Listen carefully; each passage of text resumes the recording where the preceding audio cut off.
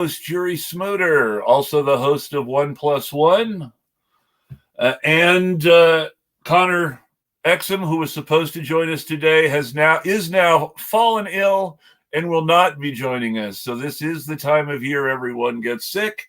I hope it's really just the flu, like he said, and not COVID or the H1N1 stuff going around. Youri, how are you doing? I hope you're feeling a little better. No, thank you. Look, it's an honor to be back on, and I owe your audience a huge apologies because we were supposed to make me into a regular, when I got back from traveling from the UK, but I was sick on and off throughout my entire vacation in the UK. I come back and I'm still having a persistent flare-ups of my stomach problems and stuff like that. And then basically, 2 weeks became 3 weeks, became 4 weeks, became an avalanche of, okay, I'm sick and I'm off social media until I'm better. Yeah, no, and that's the best way to do it. At some point, you've got to listen to your body and just rest. Exactly. And So I'll get a little bit into my personal life before we get to the nitty gritty of why we're here. But basically, I suffer from a chronic digestive disorder. I don't know yet if it's IBS. I don't know if it's IBD. I personally do think it is IBS, but my doctors, for whatever reason, still don't know and stuff like that. Although I have been diagnosed with malabsorption, I have no effective medication to treat it. We don't have Pepto-Bismol here in Europe, not even in Britain. So the doctors, and of course, this is when the doctors who don't study any psychology will say things like, "Are you very stressed out? Is everything okay with you?" And so literally, the only thing they have for my stomach problems is just relax. So when it does flare up and when it does get more worse on some days, as it often does, the only thing I can do is turn off social media, drop most of the people I'm in touch with on a regular basis.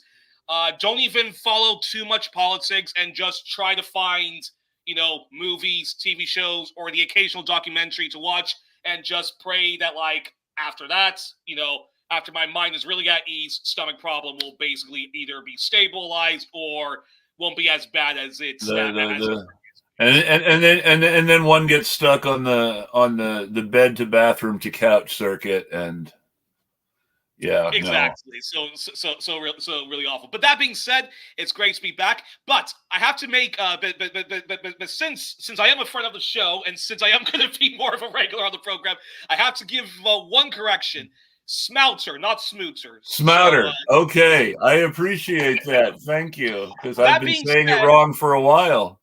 But that being said, my mom, who is from the Congo, but is one of those Africans that has really assimilated to the colonizers. So when you're around Francophone people, they will pronounce your name the way they think it should be pronounced, which is basically they Francofy it. So my mother never says her last name Smouter. She'll always go, hello, my name is Natisha Smouter and stuff like that.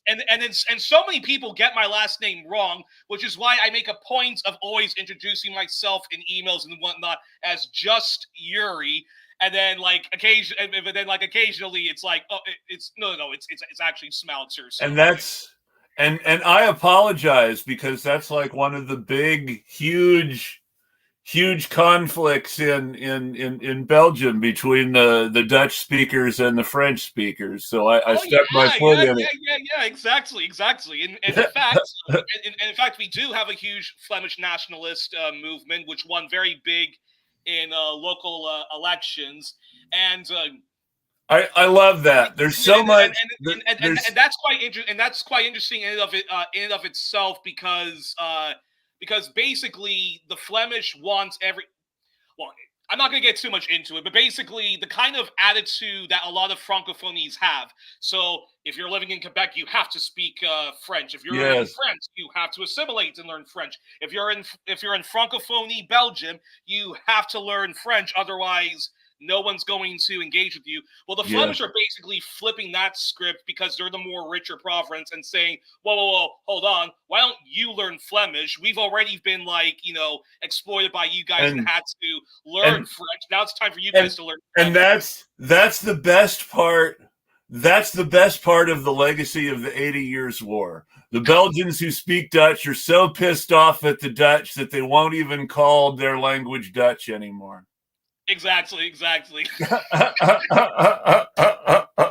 Anyways, ridiculous, but and what's hilarious about it is that William the Silent, the founder of the United Provinces, the man responsible for the Netherlands, was a Belgian Walloon who spoke French his whole life and was a Catholic. Exactly. And on top of that, actually, in fact, and then also, like, on top of that, like, the reason why he was, Francophone, and the reason why it made perfect sense to have French as your main language is because well, first of all, you had, like, the French Empire, which was ruled by the French monarch in the beginning, before all that stuff with the French Revolution, blah, blah, blah, blah, and so forth like that.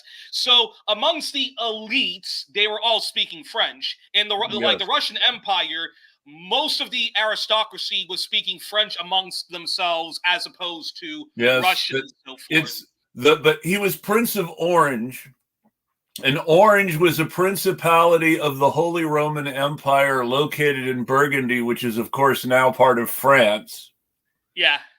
And which had already become a part of France, except for a few independent principalities like his, at the time that he first became stadtholder of Holland. Yeah. Now, what's hilarious is he was from France, aligned with the Southern Catholic part of the Spanish Netherlands. He started his revolution in Antwerp. And in the end, he ended up being only really supported by the Protestant Dutch-speaking provinces who were most angry at the Spanish, and rejected by all his quote-unquote own people. And the irony of all of this is that of all of the Protestant reformations that advanced across at least Western Europe, Holland embraced not just any kind of Protestantism, they embraced Calvinism, which is the most fire brimstone reactionary. Well, but the good point is that the good part of all that is at least the Dutch embrace of Calvinism gave us Arminianism, which is a little better than the rest of Calvinism. Yeah, but that's it. But that's exactly why the Flemish kind of wanted to break away from Holland because of the fire and brimstone of because the Calvinists were notoriously intolerant in Switzerland and Germany. So it's sort of kind of funny that the Netherlands then becomes the bastion of religious tolerance in Europe after being. But then again, the Dutch did completely different things with Calvinism than Calvin did, and you get Arminianism, which is sort of like going back and saying we agree with 90% of what Calvin said, but we reject the parts of Calvinism that make it Calvinist. Yeah, it's like when I was a little kid when I was taught about Martin Luther, and I guess my teachers must have been Protestant because they completely did not talk at all about what a flaming vile anti-Semite he was. But but the thing you have to understand, and this is just the way European culture is. Luther's anti-Semitism was totally Luther's Ancient Rome was great, except anti-Semitism. but they completely minimized the slavery, the misogyny, Yeah. the incest, the abuse of like little boys, and like the fucking like genocides. Which even Julius Caesar, who was like the Lenin of his time, the like Napoleon Ataturk of his time, was also a genocidal maniac. So it's hilarious how. Anyways, it's just like hilarious how like ancient Greece, ancient Rome, Well, Greek the mythology, funny thing, mythology taught to people, and the, even like the Middle Ages, where the Catholic Church, rightly so, is criticized for being the most like reactionary force that ever like was inflicted on humankind. But that being said, like the Protestants were also like vile. We're also like vile, like religious, like bigots and stuff like that. Luther was making a bunch of complaints about real church corruption, but had absolutely no problem with the real church problem of anti-Semitism because he was a Christian too, and that's how Christians were. Yeah, I know, it's crazy. Absolutely crazy. But at the same time, and this is one of Luther's proteges, was a fellow named Melchior Hoffman, who ended up eventually founding what would become the Anti-Baptist movement, and whose work can best be summed up as somebody saying to Calvin in a German accent, "Some things can't be reformed, Johnny." And also very, very, very, very fun fact. But like, if a lot of people want to understand where do the roots of all this kind of like rugged individualism, personal responsibility, fire, brimstone, that you have to really punish harshly people who make mistakes, however big, however small, however grave. A lot of that comes from Protestantism, and actually, and yes, and like, even though the root of all evil, you can say, comes from Catholicism. Catholicism, a lot of it was also about preaching taking care of the poor and stuff like that, and that you can't, and that if you do repent for your sins, you can go into heaven and stuff like that. Second chances, third chances, and all sorts of stuff. The Catholic Church corrupted the practice of Christianity by imposing a hierarchy upon the church.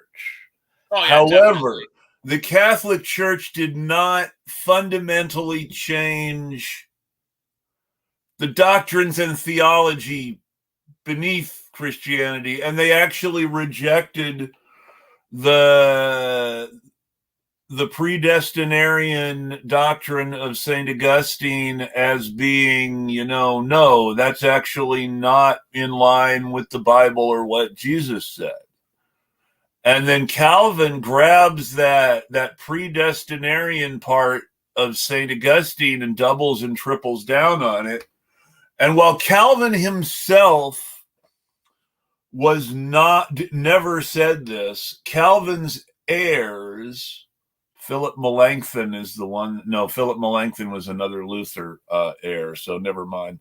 But Calvin's heirs would end up taking the predestinarian stuff into weird directions, like how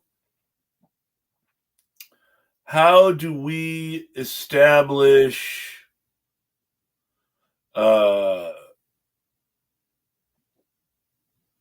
I'm not even speaking it very well, but that's a perfect segue. But the Calvinist, but the Protestant work ethic is basically the Dutch work ethic. Max Weber, yeah. And the Dutch work ethic is basically Calvinism saying, work hard and suck it up, because that's the only chance you have of perhaps not being predestined to hell. Exactly. And that being said, Holland, at least for a period of time, and at least in, well, not so much practice, but at least in day-to-day affairs, there is like a notion of like egalitarianism, and people are class conscious, but the classes do like mix. Like the working class gets along with the bourgeoisie, who get along with the rich. That sort of has been going down the wayside. Well, the two countries that had genuine revolutions in sympathy with the French Revolution and put governments in power modeled on the French revolutionary government were the Netherlands and Switzerland. The Netherlands then had their republican government replaced by Napoleon, who put his brother Louis on the throne of Holland. And this is the most hilarious thing. Louis became, whether because of predisposition or whether because he wanted to be the best king possible for his people or what, I don't know. I suppose if he really imbibed some of that Republican stuff, then he would have seen the Napoleonic king as like the first servant of the people or something like that. But he ended up being so pro-Dutch and anti-French occupation that to this day, he's remembered as King Louis the Good by the Dutch. Hey, and at least for a while, the Netherlands practiced what they preach in terms of like noblesse oblige, one nation Toryism, conservatism, liberalism, and that you do have to try to build a ladder for people to try to like climb on and so forth. And but yeah. Well, they were willing. Chris, let's get on to what. Yes, let's go to the actual topic now. I do want to say before we get to the actual topic, which is that, as I was afraid I would have to say in my newsletter yesterday, yes, genocide is still ongoing in the Middle East. Israel is still bombing the tents in Gaza, doing pogroms in the West Bank, and doing ethnic cleansing in southern Lebanon, everywhere that they would consider part of the Israeli-Lebanon border. And now, what's wild, and just for the fun of it, Israel is still continuing to bomb Syria, if not every day of the week, at least every other day of every of the week. Nabatea, the city in Lebanon where the mayor and 5 members of the city council were blown up when Israel decided to bomb their city hall for no reason. Just as a fun fact, I did some research, and this is in the newsletter, but Nabatea is like in the ethnic cleansing zone every time Israel makes any sort of hostile moves into Lebanon. And it is a town that is majority Shiite Muslim, but has a large minority population of Greek Orthodox Christian Arabs, which is an unusual thing. Most Arab Christians in Lebanon are Maronite Catholics. But southern Lebanon, a lot of the Shiite towns have a high population of Greek Orthodox Christians. And Israel continues to get away with this with impunity. And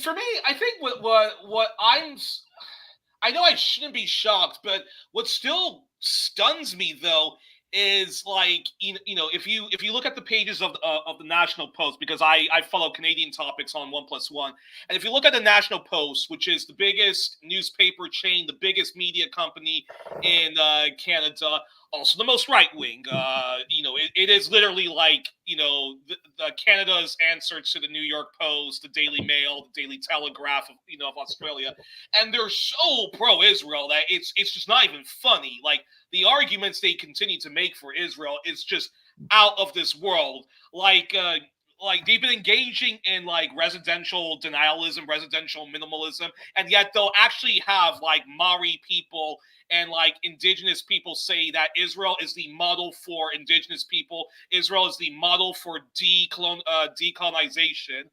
And then you got fucking like Bill Maher, who's supposed to be Mr. Mr. Atheist, I hate all religions. All religions are bad, which I kind of agree with Bill him. Maher. So, And dude, I mean, this guy, he like of all the biggest Zionist I assholes that hate, exist in Hollywood, and there's an I overpopulation of hate to Zionist be, assholes. Bill Maher is the I, biggest Zionist I asshole out hate to there. use, I hate to use this language because I don't want it to be taken as homophobic, but there is really no other way to describe the obeisance that Bill Maher has committed for Israel, but to say that Bill Maher has been sucking a big Zionist dick since September 11th. Oh well, it's not only that. It's not only that. Okay, but this is what's so effed up about I Mark. mean, So he's been specifically he was raised championing Catholic. Israel as the No, way no, that no, the no. But check U.S. this out. But check this out. Check this out. He was raised a Catholic. Like Yes. his father is an Irish Catholic. Hence Well, why that's the his whole name thing. is William Marr. His mom does come from a Jewish background, but didn't Yes. impose like Judaism on like him and his sister.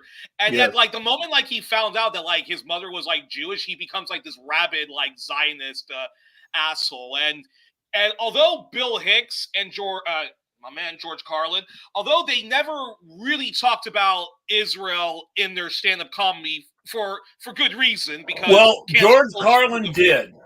I correct you. but George very Carlin minimal, had an but very immortal minimally. routine. But very George, minimally, but very George but George very Carlin minimally. had an immortal routine, though, that is the most important thing anyone has ever said about Israel. He says that here in the United States, we call people who kill people murderers. But we call people who kill people in the Middle East terrorists. Except we call Israeli terrorists commandos. Exactly. and Bill Hicks, in one interview when he was asked about his thoughts on Israel, he basically said that like, well, look, Israel is just just an extension of the American empire. The Palestinians deserve their land, and that's all I'm going to say on it. But they were both very smart in that they knew even outspoken left-leaning comedians like them knew that if they had done an entire stand-up set mocking Zionists and Israel, they would have been, they would have been canceled. And then, so that's why it's so.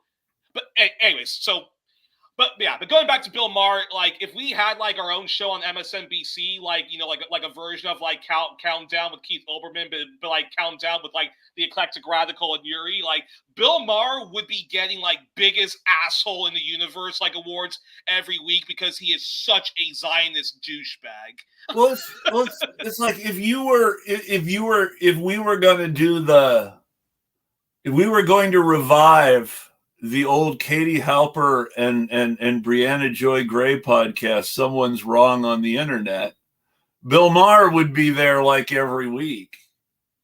Yeah, and no, and it's out of this world. Like it's out of this world. Like the other like thing, like how comedians they always. But Bill Maher is the perfect transition because he's a political nihilist who doesn't really believe in anything but being glib and his sort of very superficial idea of what common sense is. Yeah. And it's a very comfortable white liberal view of common sense.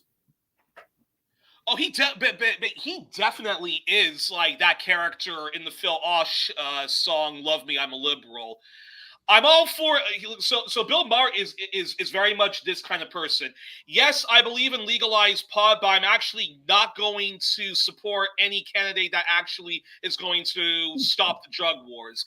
Yes, I believe that I'm a racist. No, I'm an anti-racist on everything except Palestinians and people of Middle Eastern background, where he is a flaming bigot.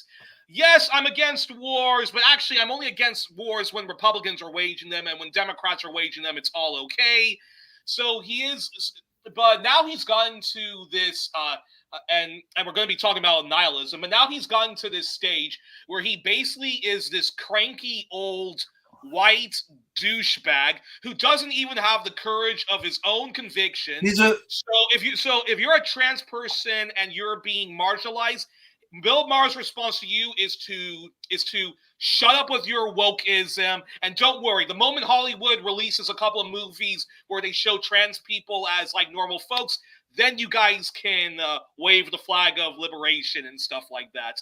He complains more about like wokeism and socialists and students, because apparently like us students are because apparently we're the PC police. We're too much drinking the Kool-Aid of wokeism.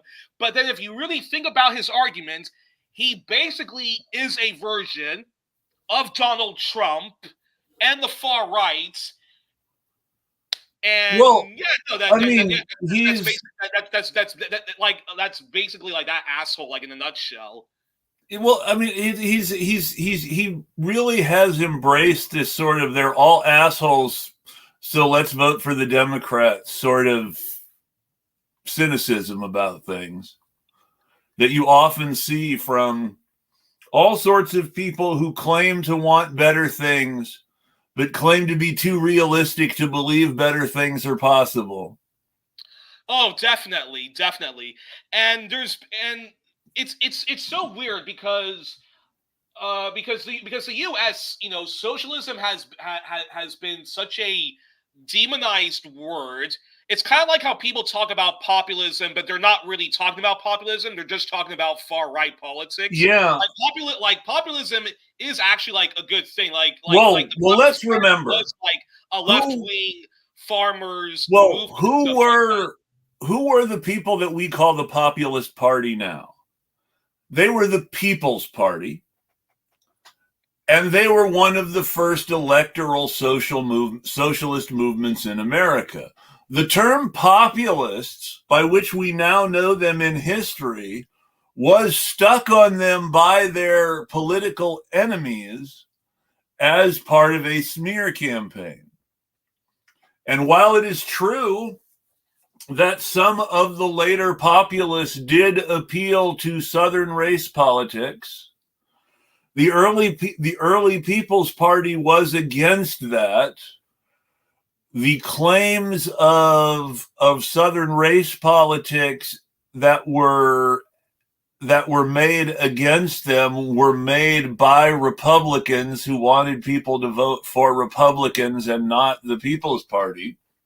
And not only that, it came it actually like the Populist Party actually came from Kansas, which sorry to say, like, it is one of the more like backward states, very red now and so forth like that. It was like the cutting edge of radical thinking. The Populist Party actually came from Kansas, and the people who basically depict popular movements who want just policies were people who came from the progressive movement, who believed in change from the top down, not the populists who believed in change from the bottom up.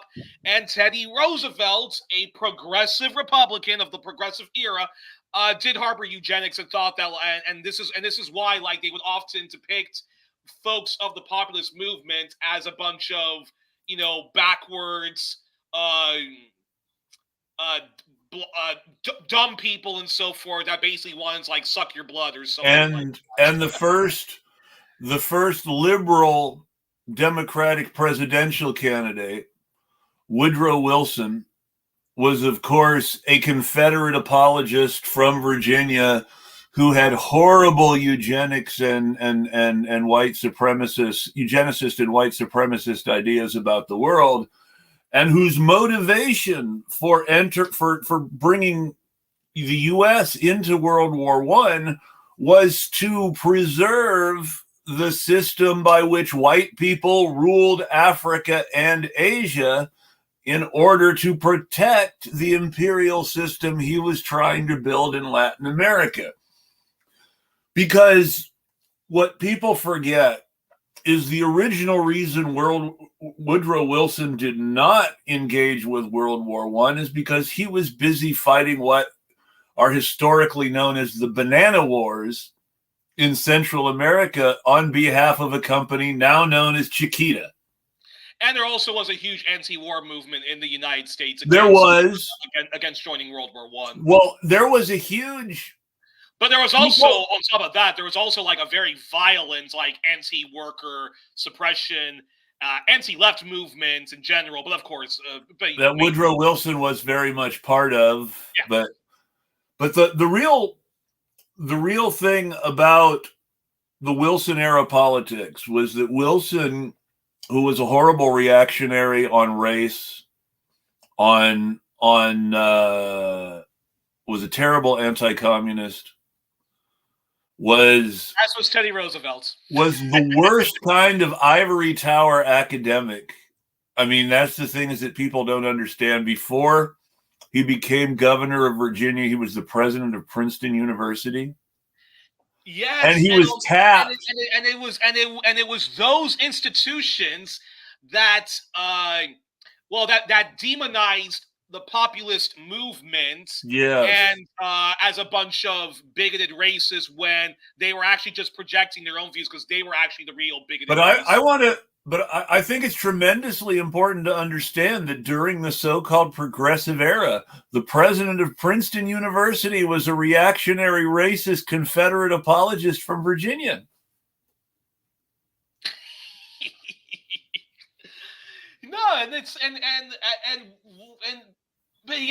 but it's strange. It is so strange. It's so strange. And I was hoping, like, when Thomas Frank came out with his book, The People Know a History of Anti-Populism, I was really hoping, because he is like a New York Times best-selling author, he gets invited to publish articles in, Le Monde and The Guardian and places like in the, and liberal-ish publications in the U.S. So I was hoping when he came out with his book about the real history of populism, that people would have stopped misusing the term populist when they keep describing far-right movements, which do appeal to like populist instincts, but they're reactionary right-wing movements in the end of the day. So if you want to call them fake populists, by all means, call them that, but do not call them right-wing. But unfortunately, we still see people using the term populist to describe far-right movements. It's because nobody wanted to call Pat Buchanan a Nazi, because admitting that Pat Buchanan was a Nazi was to admit that old-style American conservatism was Nazi adjacent, and in fact helped inspire Nazism. As Glenn and Ford so would say, they called him a populist instead. As Glenn Ford, as the late Glenn Ford would often describe the Republican Party, and I believe Black Agenda Report still does describe the Republican Party as being the white man's party. Which is really, really, really ironic when you consider that the Republican Party was founded to destroy slavery. Oh, yeah. But, it was... But again, even then, the Republican Party was simply influenced by the abolitionist movement, because Abraham Lincoln himself believe because Abraham Lincoln himself did believe in settler colonialism. And Abraham Lincoln himself was complicated. You have to remember that this is the period during which Marx still believed in settler colonialism. Karl Marx, you mean? Yes. Karl Marx. Karl Marx never completely rejected settler colonialism. That's Lenin. Whoa. Which is not to say that Karl Marx didn't become anti-imperialist at some point. Time out. Wait, but this is very important. This is very, very, very important. Doesn't that explain why so much of the left, including the best of the left, is terrible when it comes to the issue of settler colonialism and addressing the grievances it absolutely of does. Americans, Indigenous Canadians, the Maori, and Aboriginal Australians, and other Indigenous people like the Sami people, Greenlanders, and whatnot. Well, it's just always fascinating to me, because the whole principles of Marxism are entirely constructed on a Eurocentric point of view. Yeah, that's true. The first deviation from a completely Eurocentric point of view of Marxism is Lenin. And I have to give Lenin credit for that because Lenin breaks down imperialism. Marx became anti-colonial and anti-imperialist, but never made anti-imperialism a central tenet of Marxism in the way that Lenin did. But I have to ask. I have to ask this question: did Marx actually live during the exact same time Lenin himself was a journalist based No, in so Switzerland? Marx is a contemporary of Lincoln, actually. Okay. Marx was during the German Revolution in the 1840s. Marx was the German correspondent based in, I think, either Berlin or Bavaria, I can't remember which, and was sending reports on the German Revolution to the New York Tribune, which was the Republican paper in New York. He was their German correspondent and later the European correspondent for the New York Tribune. He was a pen pal of people like Abraham Lincoln and Charles Sumner and Thaddeus Stevens. Okay, interesting. It's also tremendously important to understand that William Lloyd Garrison, who rejected electoral politics but influenced a lot of people who then became part of the Republican Party, was a Christian anarchist who specifically espoused what we would call extreme left-wing ideas about the toxicity of the Constitution and the invalidity of the Western government, of the Western nations, and the humanity of indigenous peoples that many of the people that he himself influenced sort of forgot about in their struggle over slavery. Frederick Douglass. In fact, it's also important to note Mark Twain, the very popular American writer, who's also been Santa Claus completely, in popular history. Well, Mark Twain, although he was great when it came to abolitionism of slavery, founded the first anti-imperialist organization that was which was against so many wars, and believed, in to a degree self-determination of colonized countries. He was very, very, very, very, very anti-indigenous and had absolutely no compassion for Native Americans or even Aboriginal Australians when he traveled to Australia. So Lincoln, who abolished slavery as a war measure and was always who was always better on slavery than his critics give him credit for, even if he was never as good on slavery as the hero worshippers say. Mm-hmm. Lincoln had a lot of proto-Marxist ideas from his correspondence with Marx, but he believed that, you had to make the West safe for farmers. Yeah. And also believed in, I think he was also the one that actually even introduced the personal income tax and whatnot. Something that personal income tax. It wasn't permanent. It was a war measure, but he did introduce the first permanent income tax. Yeah, the first personal income tax. Yes, it did not become permanent. It did not become permanent until the Progressive era. Which our friends, the libertarians, of course, would love to, abolish all of that stuff. So when we're talking about political nihilism, it really all starts with Reconstruction.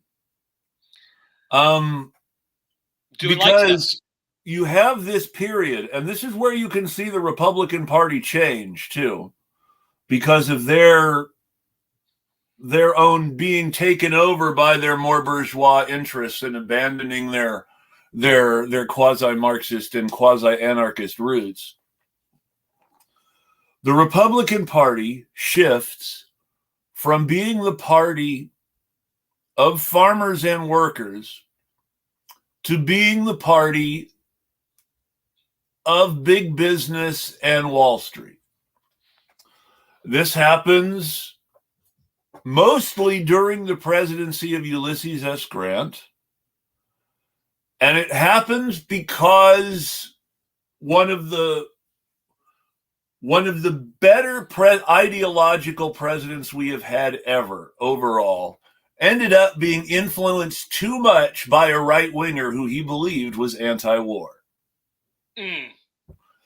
Grant's Secretary of State was a man named Hamilton Fish, who was a member of an old, wealthy Wall Street family, who had been a Democrat, who became a Republican for political reasons, who was tremendously conservative, one of the most conservative people in the Republican Party, someone who was completely at odds with the rest of Grant's ideology, but who was in line with his foreign policy, which was that he did not want to become involved in foreign entanglements in the Caribbean. He wanted things to develop in Cuba and the Dominican Republic and Haiti more organically without U.S. interference, which is a tremendously radical thing when you really think about it.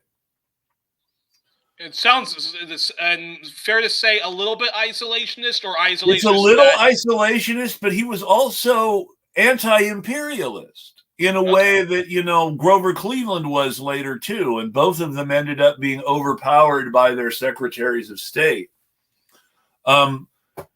Hamilton Fish helped Grant prevent a war with Spain over a revolution in the Dominican Republic.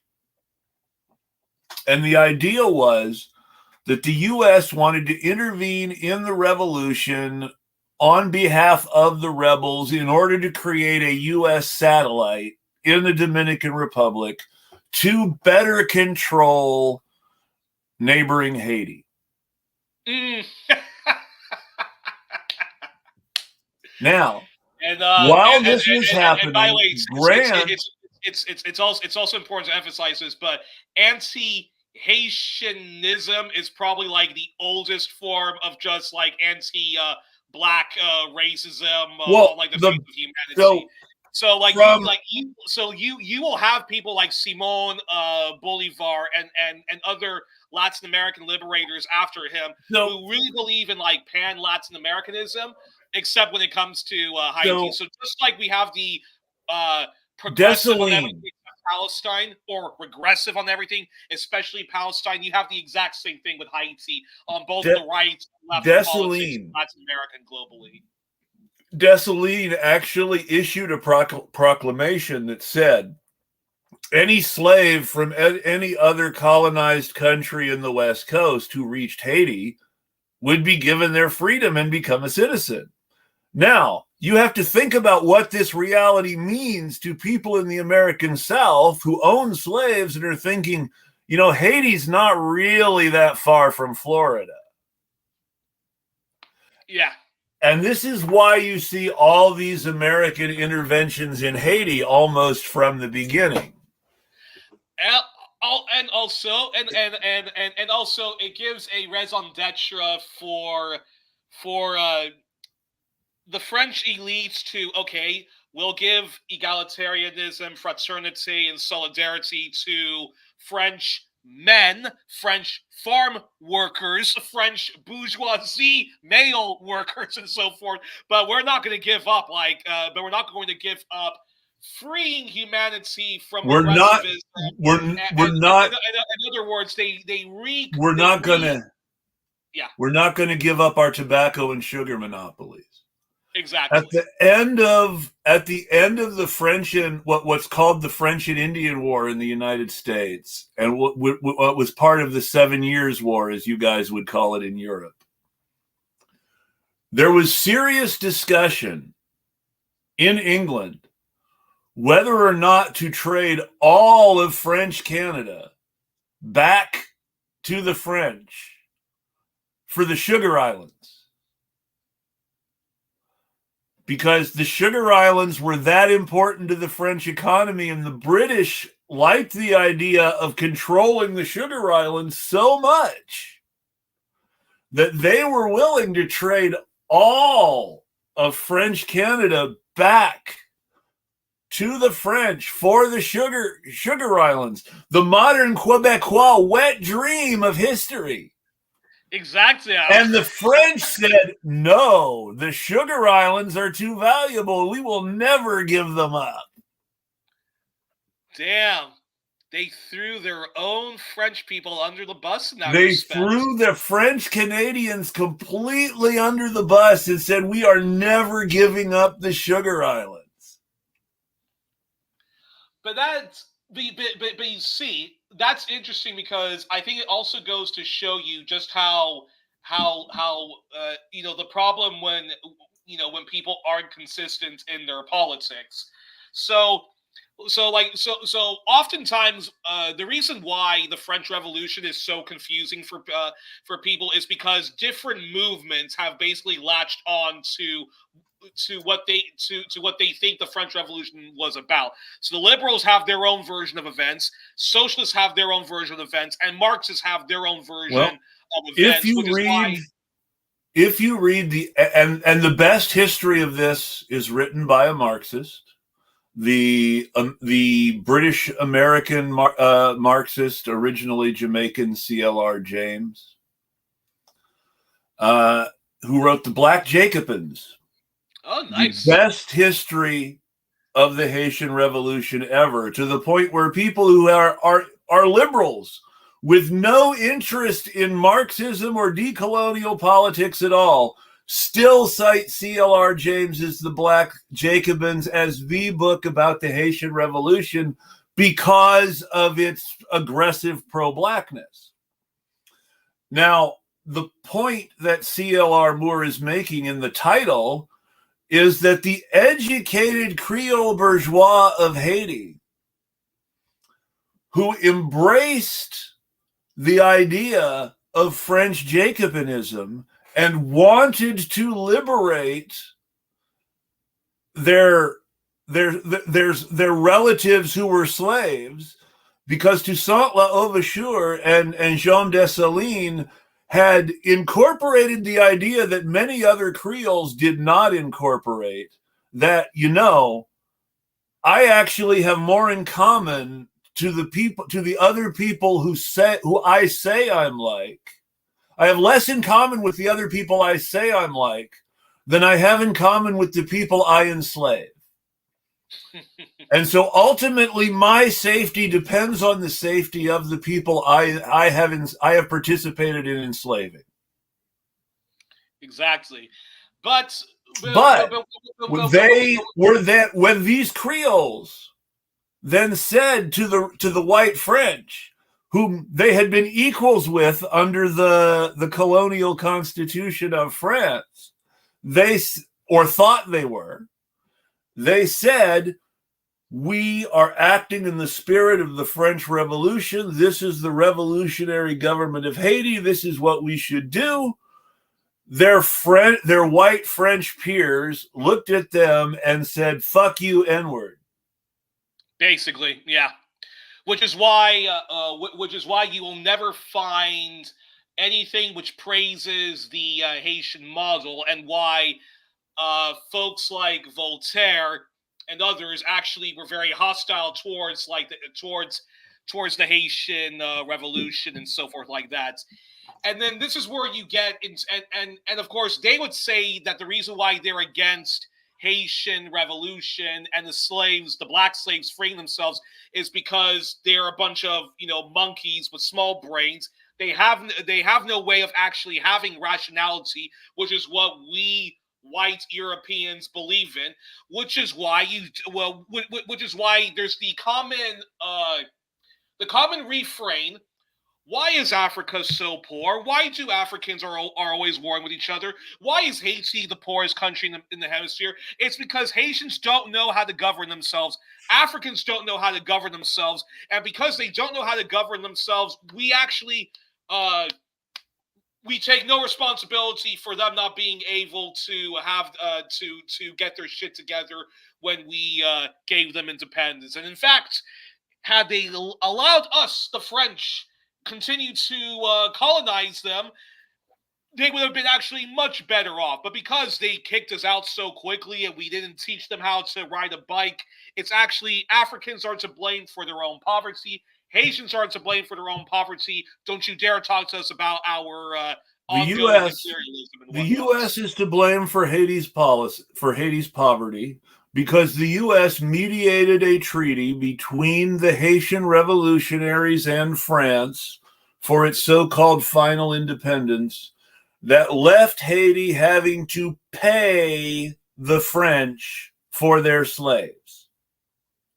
And the United States then, under Woodrow Wilson, again, would occupy Haiti until that debt was paid, which meant a 50-year occupation before the U.S. left.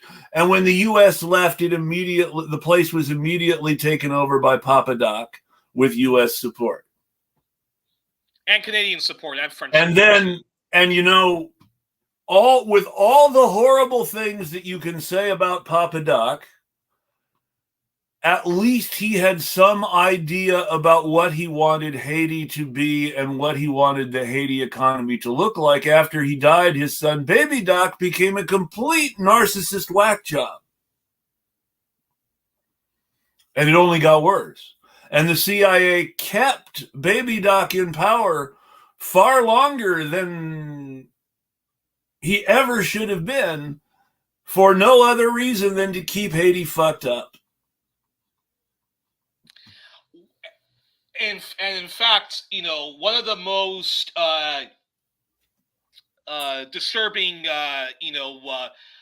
viewpoints of imperialists, and that's Western imperialists, is they would rather, a region like the Middle East or West Asia, as some people would like to call it, or the continent of Africa, they would rather they be in flames, having constant civil wars amongst themselves, or constant inter-wars amongst themselves, and they would rather support the most reactionary movements in those countries.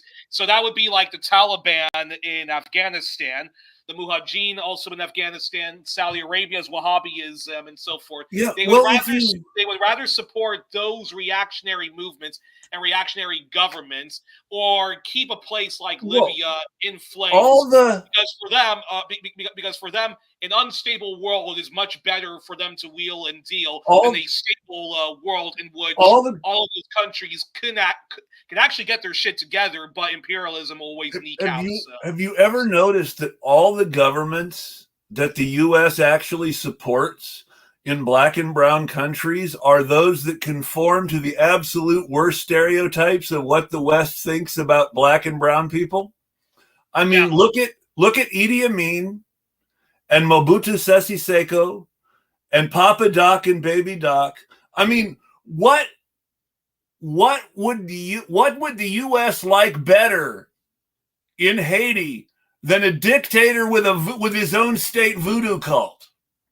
Because that appeals to U.S. stereotypes about Haiti and lets everybody say, look at these horrible Haitians and their weird, backwards, magical religion. And then there's also the thing where how Trump's movement is often described as populist, and you'll always hear every now and then, if you watch CNN and all of the other corporate news outlets, they'll always describe Trump thinks of himself as a third world dictator. Trump admires third world dictators and so forth, even though all of those dictators America supports and actually props up. But who are the people over here? A General Sisi over here, and of course they occasionally have to throw in Kim Jong Un of North Korea. Always the North. They're talking now. They're talking now about how he likes Putin and Xi. And they're talking a lot about how he likes Xi to make us forget how anti-China he is. Unbelievable. So 1968. Politics of nihilism, my friends. 1968, a lot of this stuff comes together. But before 1968, Reconstruction, the end of Reconstruction was tremendously. But does Reconstruction feed into the political nihilism that people find themselves in It does.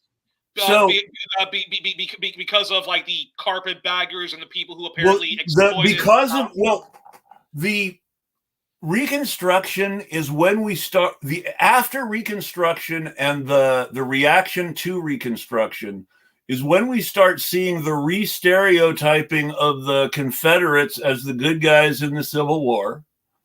You start seeing the worshiping of the lost cause. You start seeing statues of Robert E. Lee and Stonewall Jackson going up all over the Old South, and even some places in the north bordering on the Old South. And it's really this rejection of the imposed egalitarianism of Reconstruction.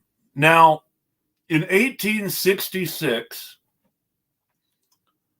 while the president was Andrew Johnson and things were not going super well all the time, generally speaking, there was a feeling that things were much better than they had ever been before for Black people in America, and that they were only going to get better. Rightly or wrongly, that was the feeling in 1866. And if you think about it, you have absolutely no reason for Black people not to think exactly that. Slavery had ended. The slaves were freed. In some places, a lot of places, this would be taken back, but in some places, slaves had already started to be given land. Freed slaves were creating an economy in the post-war South because they now had the freedom to do so and were protected by the U.S. Army as they did so. And you saw the government of Mississippi that sent the first Black man, Hiram Revels, to the U.S. Senate. Now, during this same time, you also see laws against Black people moving into certain neighborhoods or voting be passed actively for the first time in the North. And because the Black politicians were much more radical than the white abolitionists. Because the white abolitionists did not control their own states in the North. They controlled the federal government to a certain degree.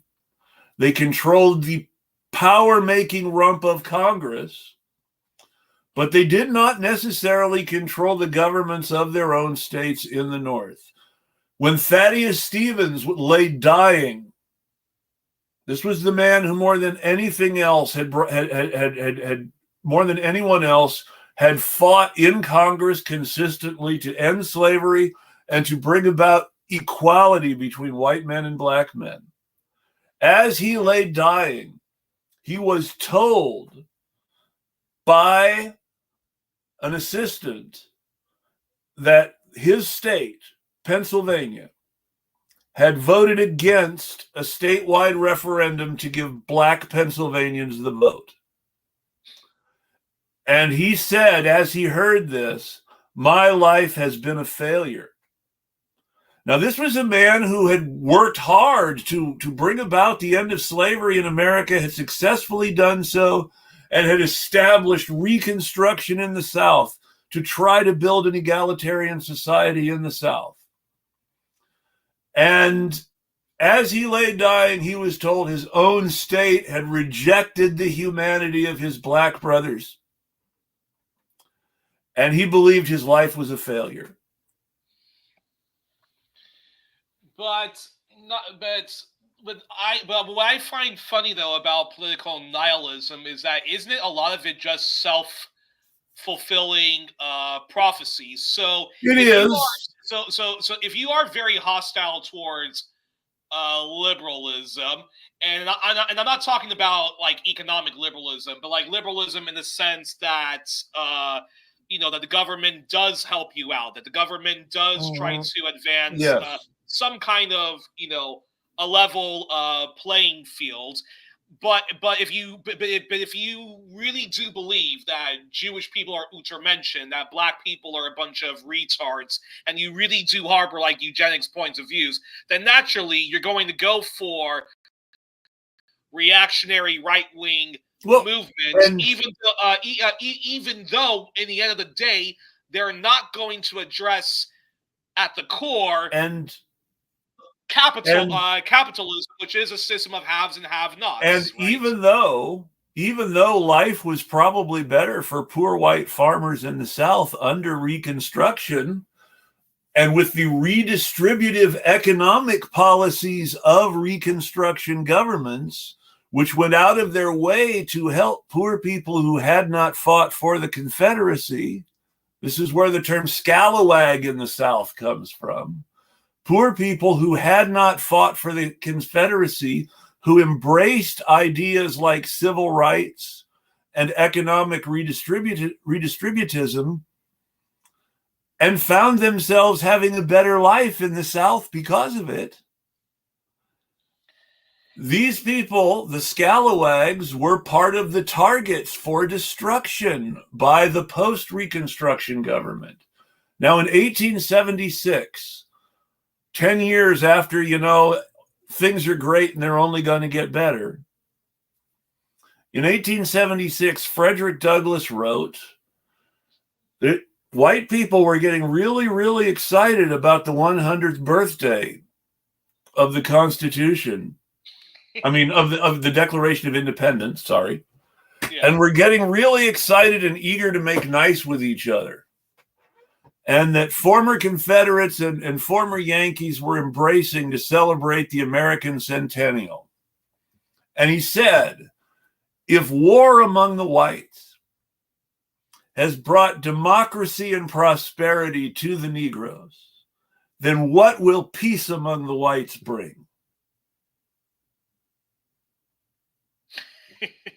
And it's not too long after that you start seeing the Redeemer governments take over, not just in the South, but also in places like West Virginia and Kentucky and Missouri that had never seceded, but it had pro-Confederate factions.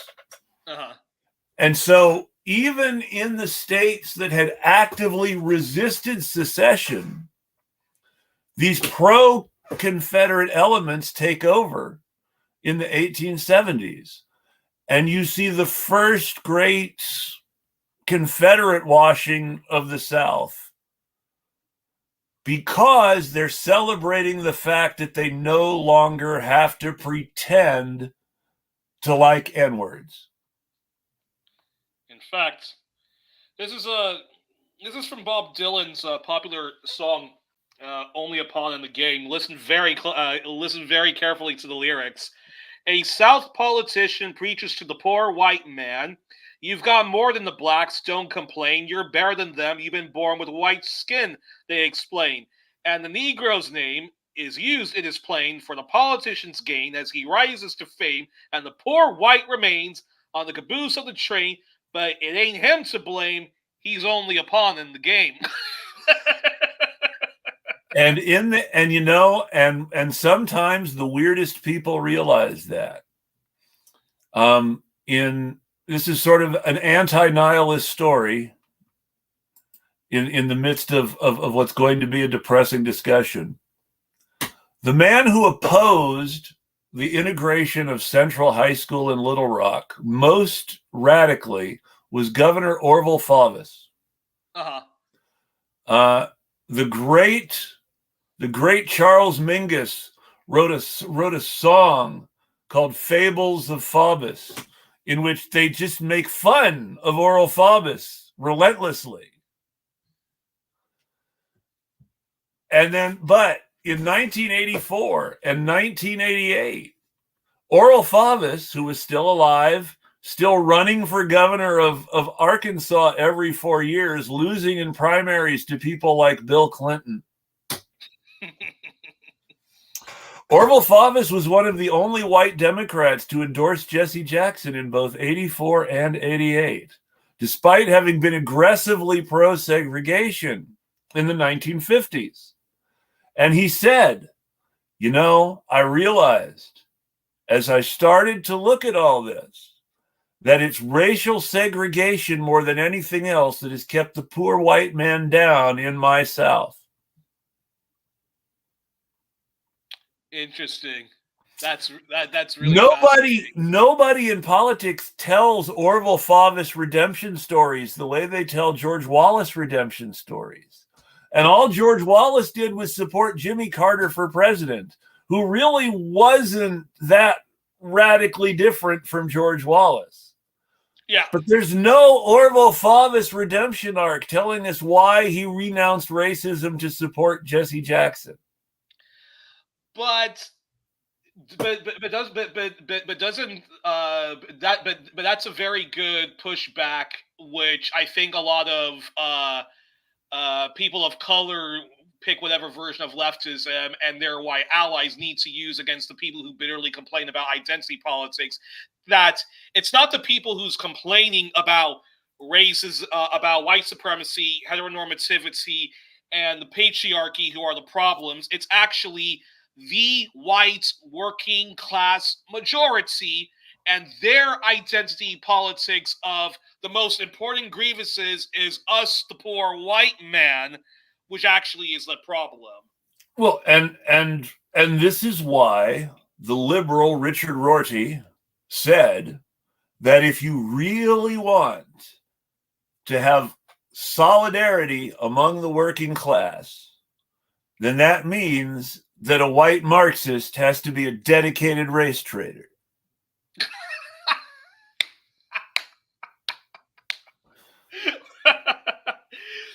And while Richard Rorty is a liberal who is genuinely not friendly to Marxism, his point is not incorrect. But that's a very good segue into another version of political nihilism, which we need to speak out against. And now, as the audience can see, this is my hero, George Carlin. Say hi, George. I have friends who can quote you Lenin, who can quote you Marx, who can quote you Fidel Castro, Malcolm X, Martin Luther King Jr. I am not that kind of a leftist. My heroes are George Carlin. There's John Lennon over there, John Pilger over here, and I can probably come up with more quotes from Bill Hicks or Frank Zappa than Lennon and all of my hero is Richard Pryor. Now, but that being said, you actually when we were chatting in the public square that is Twitter, wanted to push back against the misanthropy and the nihilism that comes from my hero George Carlin. Well, now, not completely, because George Carlin's misanthropy and nihilism were real, but his point that I was getting at is that we use the wrong language about climate crisis. It's not that we're destroying the earth, it's that we're killing ourselves. As George Carlin said, the planet has been here for 1 million years. The planet will be here for another 1 million years. The planet will be fine. People are fucked, but the planet will be just fine. No, and actually, now, even though I completely disagree with now, if you watch that entire monologue of George Carlin, it is funny, but the problem is George is playing footsie. Well, he more or less is being a climate change denialist. It's not that he's being a climate change denialist. He's being a climate pessimist. George Carlin did not believe that, the forces that control the government would allow any meaningful action. And was he wrong? But Carlin was also because he was a misanthrope, also believed that it was perfectly fine for nature to destroy us all in the name of them, Well, in the name and of nature fighting back against all that mankind has done to nature. that is the great weakness of the white environmentalist. The white environmentalist, when he becomes a climate pessimist, often embraces the very Nazi and misanthropic idea that humans are a virus. Even the great Bill Hicks, his last album was entitled Virus with Shoes. I didn't know So that, actually. even our heroes have embraced this Eurocentric, white-centric nihilism about humanity that says, people kind of deserve it. And the people who have made these decisions are rich white people empowered by poor white people, not And the also, vast majority of humanity.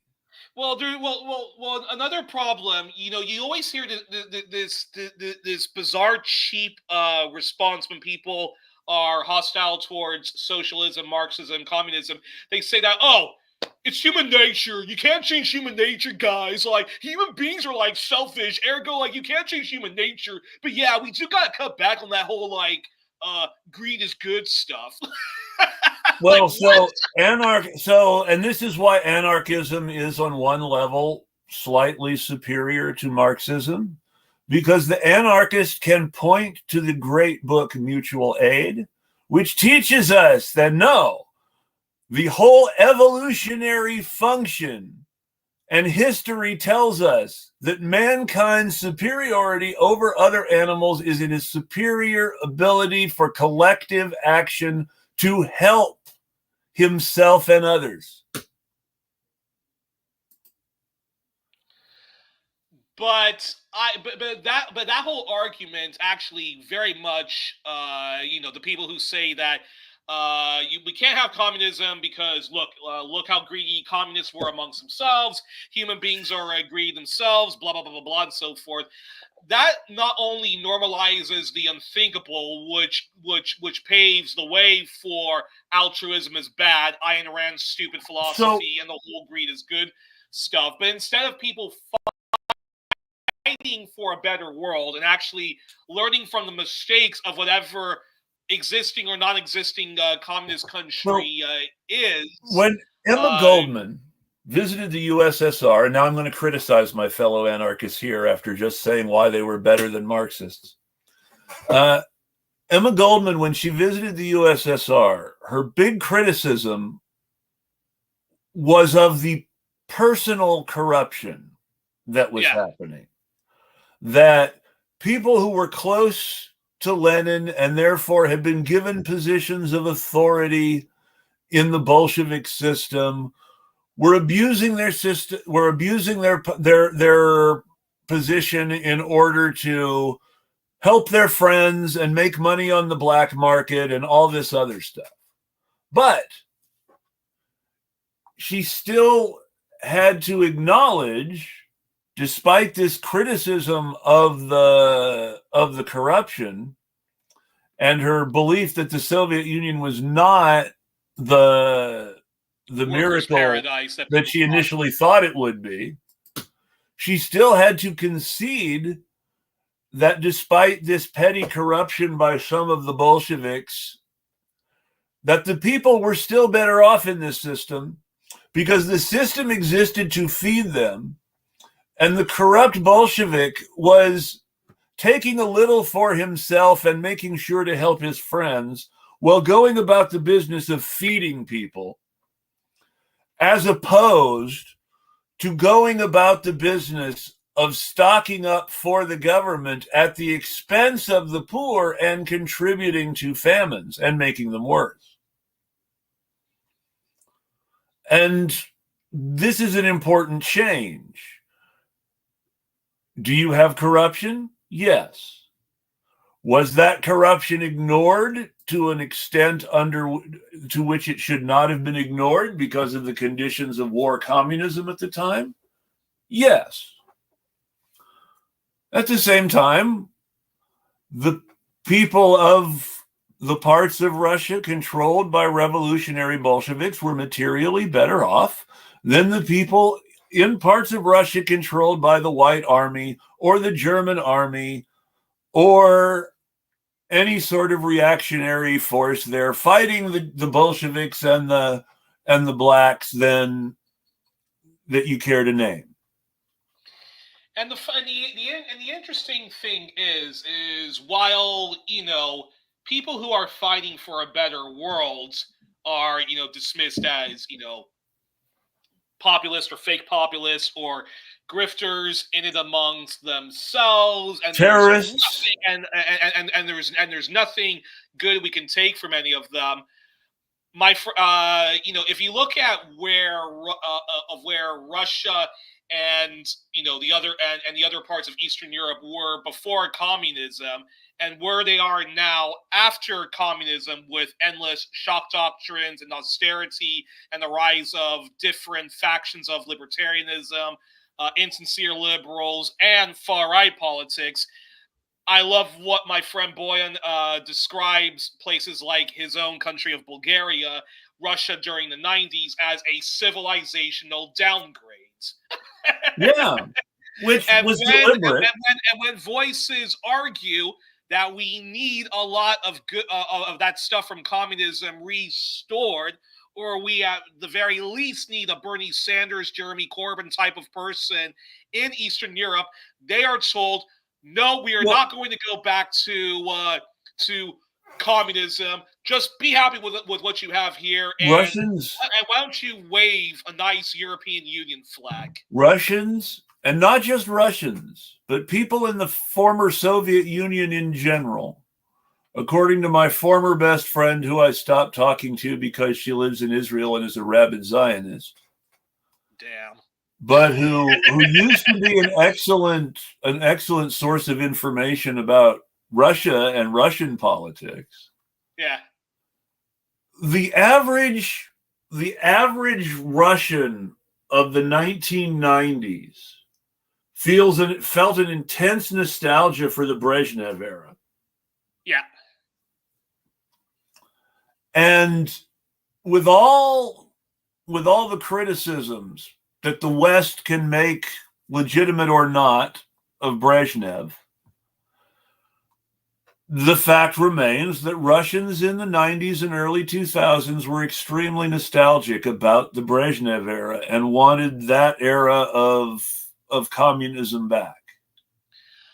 Well, and right now in Russia, there's lots of interesting stuff that's going on in the history departments and in the academic world, in which a lot of people, including those who are fiscally conservative and socially regressive and do support Vladimir Putin, a lot of them actually look fondly back at certain periods of the USSR, but they all unanimously do not look back fondly at the 90s, which was Russia's century of, Russia's decade of humiliation, civilization, downgrade.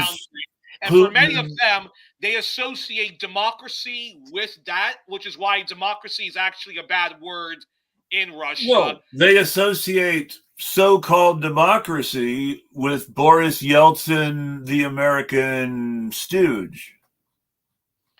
And the color revolutions, because that was the color revolutions, which a lot of the left was the Western left, that is, was very complicit in. I've not read this guy's book, nor have I watched the interview that Kevin Gostola of, sadly, the now defunct Shadowproof, but he co-hosts a podcast with my heroine, Rania Khalek, Unauthorized Disclosure. He interviewed a journalist who actually did some research on the AFL-CIO and a lot of the big trade unions in America, and sadly, a lot of them supported the very anti-worker, far-right fascistic movements in Latin America, in much of Asia, and in the continent of Africa. Depressing fact.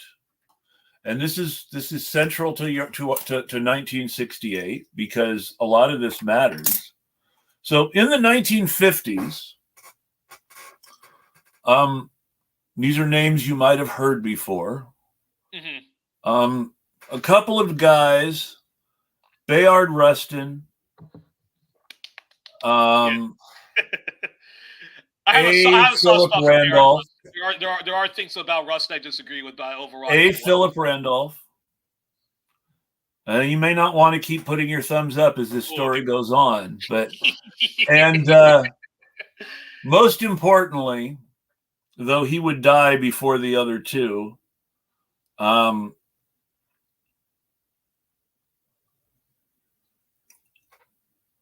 Walter Schachtman would become would become obsessed with an idea to realign the Democratic Party around labor unions and the civil rights movement. And they were told that they shouldn't do this, but this was a bad idea, that you don't change the Democratic Party. The Democratic Party changes you. And they ignored this advice and went forward. The great success of Rustin and Randolph's plan was the 1968 campaign of Bobby Kennedy Sr., who was on his way at the time he was assassinated for a potential surprise win at the Democratic Party's national convention. All the momentum was on his side. It is very difficult to see a world in which RFK Sr. is not the nominee at the 1968 convention had he not been shot. Yeah. So with that in mind, you know, this was a triumph. They were on their way. RFK and Robert F. and Robert F. Kennedy, although he was a terrible attorney general under his brother Kennedy. I mean, he bugged Martin Luther King Jr. and stuff like that, and they really actually were way more boring, uninspiring centrist windbags than people want to give them credit for, which I know is a shock for people. But look, the Vietnam War wasn't going to plan, and RFK Jr. was basically campaigning that he was going to bring an end to the war and so forth. Even though Eugene McCarthy was actually the true anti-war candidate, as he was always against the Vietnam War, but he did not run, at least according to Seymour Hersh. If you believe his autobiography, his memoirs, actually Eugene McCarthy didn't take seriously his campaign at all. And ergo, Eugene McCarthy was not a serious candidate in his own mind. Eugene McCarthy was running to make a point. Eugene McCarthy believed that coming in second to LBJ in New Hampshire by such a close margin meant that he could not win, and did not see it as the great danger sign for Johnson's presidency that LBJ did, and was never really seriously trying to beat Humphrey. He was trying to be Humphrey's running mate or something like that. Yeah. Also important to note, though, also important to note, since we're pushing back against nihilism, is although LBJ was a horrendous, and that's an understatement, horrendous imperialist, and although, also not very good when it came to trying to push back against settler colonialism, his Great Society, which was basically, which was basically continuing with the New Deal but expanding it, had he not been such a hardcore imperialist, would have made America gone into there's a very good direction. There's an HBO movie. There's an HBO movie called The Gathering Storm, which stars the late Michael Gambon as LBJ and the great son-in-law of the great Canadian socialist, Tommy. Donald Sutherland as FDR and Truman and LBJ advisor Clark Clifford. Called The Great Awakening, you say? No, the Gathering Storm. Okay. And Clark Clifford tells LBJ, look, the Great Society is the thing about your presidency that matters. You said that you wanted to fulfill Kennedy's legacy and take it to the next level, that you wanted to be the future of the country, not the past, that you wanted to abandon all these things that have held you yourself back in your own mind so that people can go forward and be free. But you're getting sidetracked with this Vietnam shit. If you get sucked into this Vietnam shit, it's going to be your entire presidency. You're going to lose everything else in the end. You have to stay out of this Vietnam shit. And LBJ did not listen to Clark Clifford. He listened to everybody else instead, who was telling him how this was going to make America strong and win the Cold War. Mm-hmm. This is the place you have to stand up to the communists. Unbelievable. But that said, why then? Okay, so and then RFK Sr. gets shot. Okay. And people who are going to vote for RFK Sr. in the primary have this very difficult choice. McCarthy was not taken seriously as a candidate. George McGovern, who according to people I know who have seriously studied the politics of the 1968 election, George McGovern was probably the real left liberal candidate in 1968, but he did not have the momentum that RFK Sr. had. He did not have the civil rights support that RFK Sr. had. RFK Sr., despite being the guy who bugged MLK Jr., was also the guy who convinced JFK to engage with MLK Jr. instead of continuing to let law enforcement persecute him, and to convince JFK to politically support desegregation and the civil rights movement in order to counter communist propaganda that the U.S. government was racist at home. But how much? But how much does because I didn't get the chance to watch the documentary I sent you about George McGovern that Amy Goodman of Democracy Now! Narrates. Yeah. But I'm curious.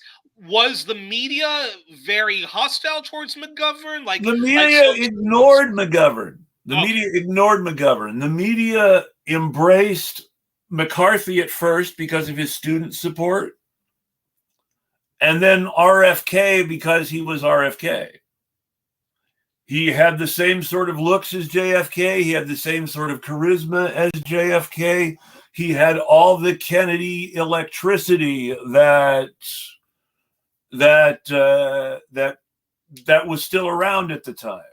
He had however overrated a historian like me even thinks about Kennedy. Like, you have to give credit where credit is due. Hey, they had good PR doctors, and he was really and more of the, and he was more honestly some of the things that were said about JFK. A lot of the good things that were said about JFK were actually true about RFK, and JFK was just listening to RFK instead of someone else that day. RFK was running on the idea that we should stop funding the IDF if they were going to keep committing human rights abuses. This actually put him at odds with the JFK administration, because it was the JFK administration who had begun funding the IDF. So RFK was, sort of backing away from JFK's foreign policy when he said that. Which I always thought it was ironic that a Palestinian shot RFK. But when it comes to election day, then, and of course, people were still very much traumatized by the murder of RFK Jr., which RFK Sr. Yeah, exactly, Senior. Which let's not get into who killed RFK Jr., but I'm going to say folks should study MK Ultra, might give them some answers. But there's a movie.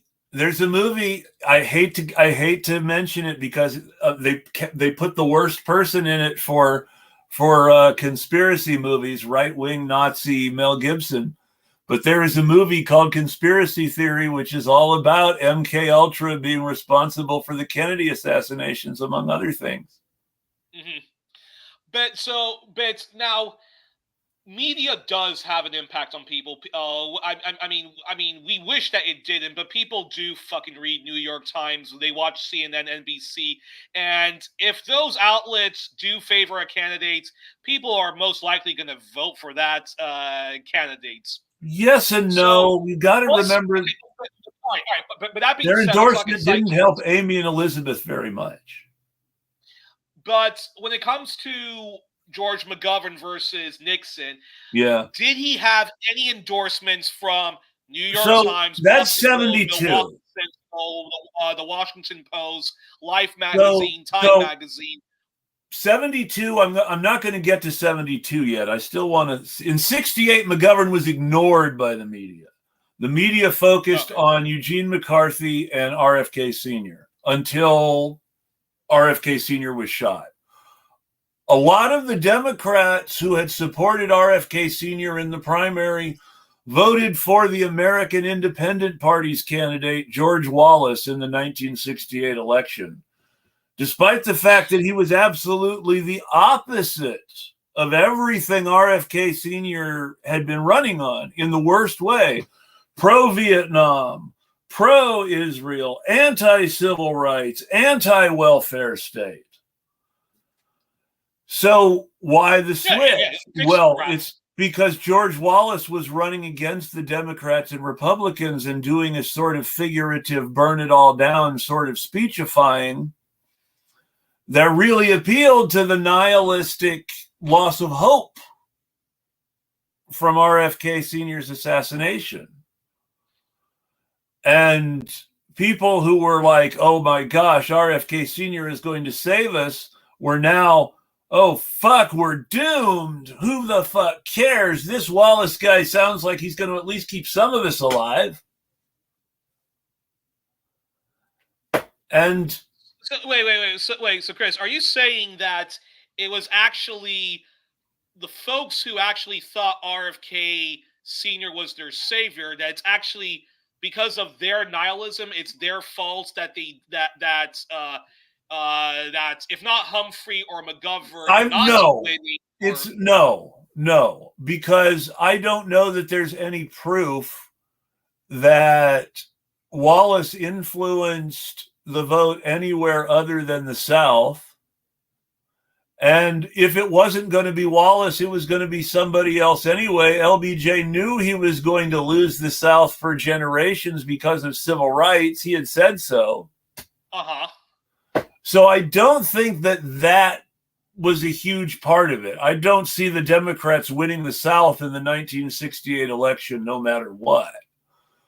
What the difference RFK Sr. might have actually made was in places like California and New York that were traditionally Republican in those days, in California's case, but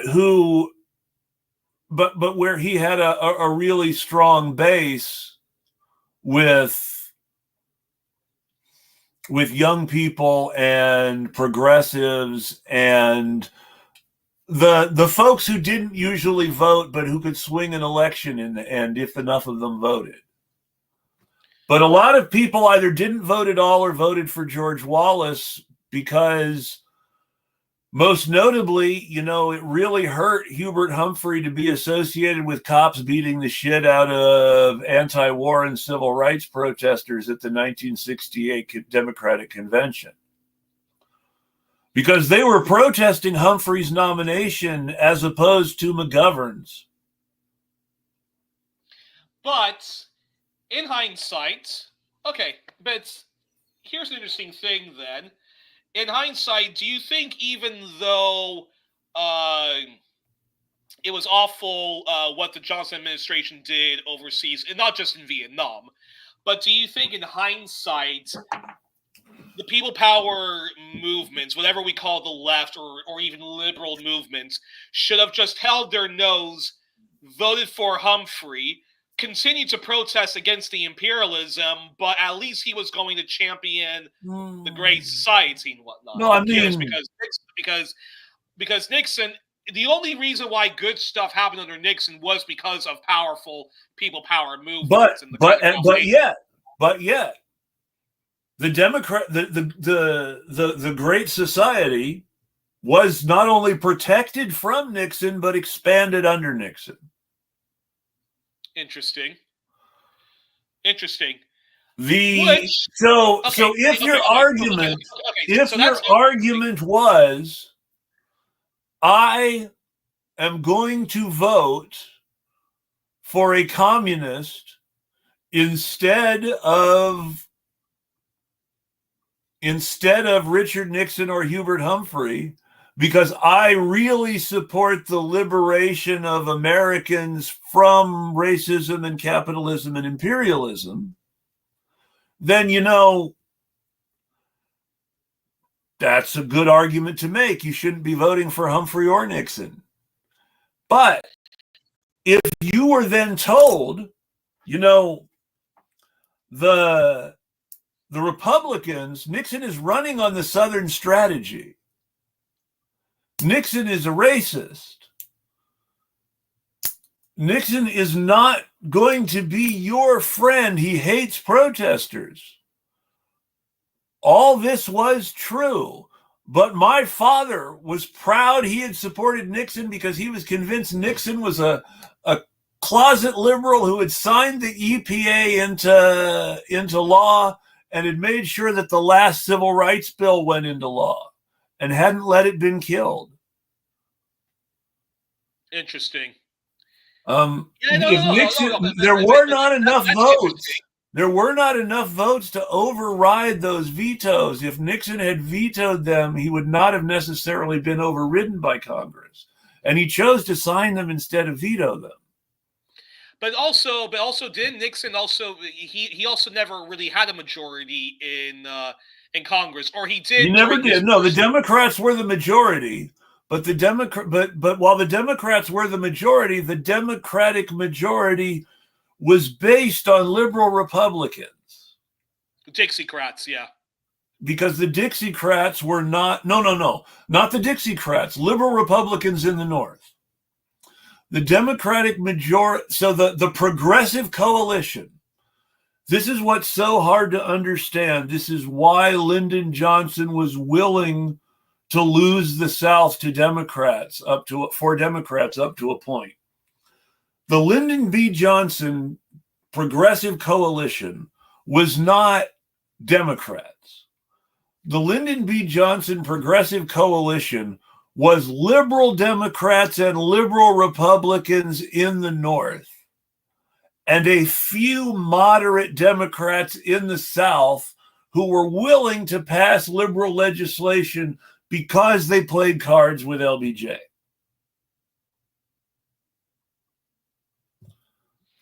But then, that's interesting. That's really interesting. So you really have to understand that the great legislation of the civil rights movement was not based on the Democratic majorities in Congress and the Senate, but on an alliance between the Speaker of the House, who played cards with LBJ, and a progressive coalition that included both Democrats and Republicans in what we would now call the blue states. And is it fair to say that that kind of grand coalition uh, always was progressive on everything except imperialism, Yes, that or it's not, coalition was because both or if you're a real flaming left winger, you would say that they were regressive on everything, especially imperialism. Nixon stepped up peace negotiations almost the moment he came into office. Nixon also radically escalated the Vietnam War in the efforts to achieve the best possible peace outcome for Western imperialism. So on the one hand, Nixon kept his promise to end the Vietnam War, but in the course of ending the Vietnam War, he also escalated it horrendously and increased the number of deaths. Interesting thing, Vietnam War. That's arguably you could say it's Eisenhower's war, but it really was the Democrats that started. It was Like Eisenhower's. the It Korean was War. Truman's war. It was Truman's war. Ultimately, it's Truman who was to blame. It was when Truman was president that the last of the people who would later be accused of communists at CIA, of being communists at CIA, the original Wild Bill Cowboy Squad from the OSS days. These were the people who had been in Vietnam fighting the Japanese with Ho Chi Minh during World War II. And these are the people who wrote it, if you ever saw it, the original OSS operational guide for occupied countries, where it says, communists and social democrats are your best friends. You should maintain and seek out relationships with these people. These are your friends. When you're fighting Nazis or the Japanese, communists and social democrats are your friends. And so these are the people who came to Truman and said, I know we got this Cold War thing going on. I know you're nervous because Ho Chi Minh talks about Marx all the time. But he also waves an American flag and reads from the Declaration of Independence. And I swear to you, man, he'll be on our side if we just support him in his liberation struggle against the French. We swear, you got to listen to us. And Truman said, no, Cold War, communism bad, kill him. But now here's an interesting thing. If we fast forward now to what's happening in the politics of nihilism, this is probably the first election, believe it or not, so hypothetically, if I could have voted for Ralph Nader, I would have voted for him. If I could have voted for Dennis Kucinich, I would have voted for him in the primaries. Not vote for Obama, would have voted for either Nader, Cynthia McKinney, somebody like that. If it was Clinton versus Trump, don't get me started on Cynthia McKinney.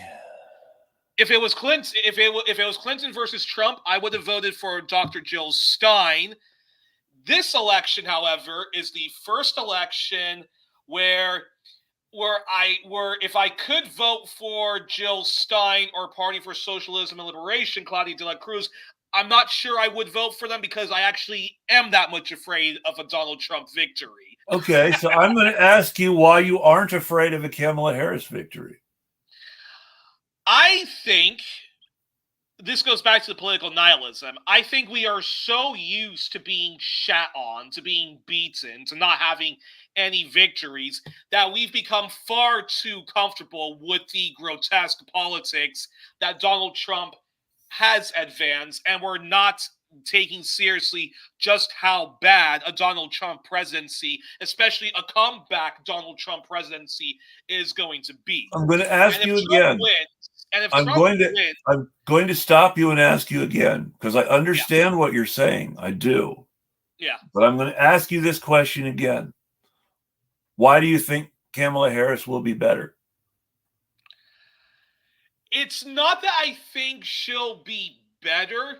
It's just that I think we won't have the kind of grotesque, heteronormative, anti-teacher, xenophobic bigotry and the kind of, well, why don't we fucking nuke occupied Palestine, as opposed to Okay, well, here, this is what I think. This is what I think people should do. If you do vote for Jill Stein or Party for Socialism and Liberation, I'm not going to voter shame you. I understand where you're coming from. But I think a better strategy for people power movements in the U.S. is the following. Block Trump from getting into power, but that being said, we make Kamala Harris's life a living hell, and we resist her ongoing austerity and imperialism stuff. In other words, we do what the French basically always do, which is you block the Le Pens from ever getting into power, but you mobilize against the Macrons of the world. But has not Macron done everything to the French that they were afraid Le Pen would do? Macron's people has been killing the French in the streets. But then it's also okay. My counter argument would then be this: who would you rather have across the table from you if you have to play chess or if you have to play a football game? I personally would prefer the Democrats to be the opponents in office than the Republicans because of what we all know about the Republicans, and also because the Republicans, you also get the worst of both worlds. Well, you get the social regressivism, and you get the fiscal conservatism. The Democrats, people aren't getting enough of the fiscal Keynesianism and so forth, but you do get your Voter Rights Act, you do get marriage equality, and you do. Do you really? Don't have do to you really? That the Republicans. I mean, it was a conservative. Now, I'm not saying that this conservative Supreme Court is going to protect it. I'm under no such illusions. But it was a conservative Supreme Court appointed mostly by Republicans that gave us marriage equality and not some mythical liberal court. Chief Justice Roberts was the author of the majority opinion on Obergefell. Mm-hmm. I mean, we're not talking about a radical progressive court expanding the Constitution here. We're talking about a so-called constitutional conservative, which obviously has since proven he's not. But we're talking about a so-called constitutional conservative making a precedent-based decision on gay marriage based on the existing precedent on interracial marriage. But now we're not dealing with the kind of Republicans who sometimes you can push them to do good stuff, like a Nixon over here. No, all those Republicans are supporting Kamala Harris. All those Republicans are supporting Kamala Harris. Dick Cheney is supporting Kamala Harris. Dick Cheney, the worst fascist in America, a man who is personally responsible for the deaths of millions of people and who believes that democracy is toilet paper, is endorsing Kamala Harris, and she's proud of it. So I ask you again, why will this be better? But that being said, do you believe that Dick Cheney, please, I want to stop. Because do you believe that Dick Cheney is less fascist than Donald Trump? No, he's not less fascist, but MAGA Republicans actually overturned the fucking Supreme Roe v. Wade and so yes, forth. But I mean, Sam Alito is Dick Cheney's guy. Clarence Thomas is Dick Cheney's guy. These weren't Trump's people. These people were there long before Trump. But Trump helps push their reactionary agenda, does he not? Any Republican president helps push their reactionary agenda. Any Republican president would have done the same things that Trump did. The complaints about Trump, the complaints about Trump that are made by American liberals are not about policy. Kamala Harris is arguing right now to American voters that she will be tougher and more brutal and more fascistic on the U.S.-Mexican border than Donald Trump. Okay, yes. All of the said, warmongers who support genocide in the Middle East are supporting Kamala Harris because they believe Trump, rightly or wrongly, I think they're wrong, but they believe Trump is dangerously destabilizing to the American order because he is not consistent enough in supporting the precedents of American foreign policy. Okay, but then that being said, and look, and I'm going to be really blunt about this because I want people to understand this, especially from a so-called Marxist point of view, where authority in itself, power in itself, is not supposed to be considered a bad thing. I want people to really think about this. When the Democrats talk about running to protect democracy from Donald Trump, what they actually mean is if they lose the election, they will let Donald Trump take power. Now, Donald Trump is saying, I believe I am right. I believe that because I am right and because you, as my supporters, believe I am right, I believe the fact that we are right is more important than an election that can be fixed by a political system that we all know is corrupt. Now, Donald Trump is a Nazi grifter who is gaming the system to gain power, and who is a threat not to give up power. And none of these things can be ignored. But the fundamental difference between the Democrats and Trump is that the Democrats will give power up to Trump if they lose, despite everything they say about wanting to oppose him. Mm-hmm. Now, you have to keep that in mind. You also have to keep in mind the fact that the Democrats have accepted the endorsement of the worst fascists and war criminals ever to walk the face of this earth. People who are responsible for millions of deaths, a genocide in Iraq. I'm going to use those words because Iraqi civil society was destroyed. Iraqi professionals were killed. The Iraqi government was liquidated. This was dramatic. Their de-Ba'ath efforts were far more successful than any denazification efforts ever have been anywhere. This was a genocide. Mm-hmm. Not just because 1 million civilians were killed, though that certainly makes it a horrible genocide, but because civil society was destroyed, culture was under attack. The Iraq was destroyed and had to be rebuilt. This was a genocide. The people who perpetrated that genocide and who support the Palestinian genocide ongoing now are afraid that Trump will be destabilizing to the empire.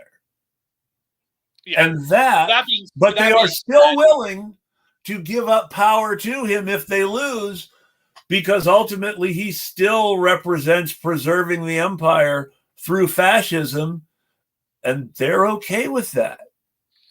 Okay, but that being said, and I don't disagree with, I don't disagree at all with it, with anything you said, but don't you find when we talk about the people power movements and stuff like that, that we would be much better off fighting Kamala Harris in power than MAGA Republican who literally wants to eradicate. And my question is why?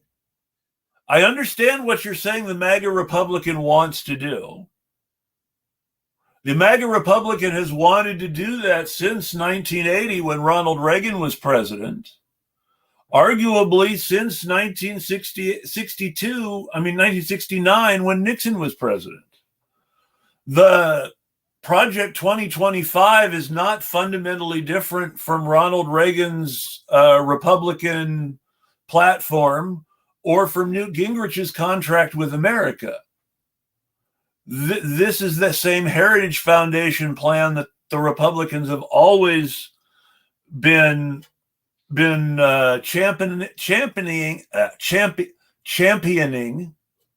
and that their billionaire donors have always supported.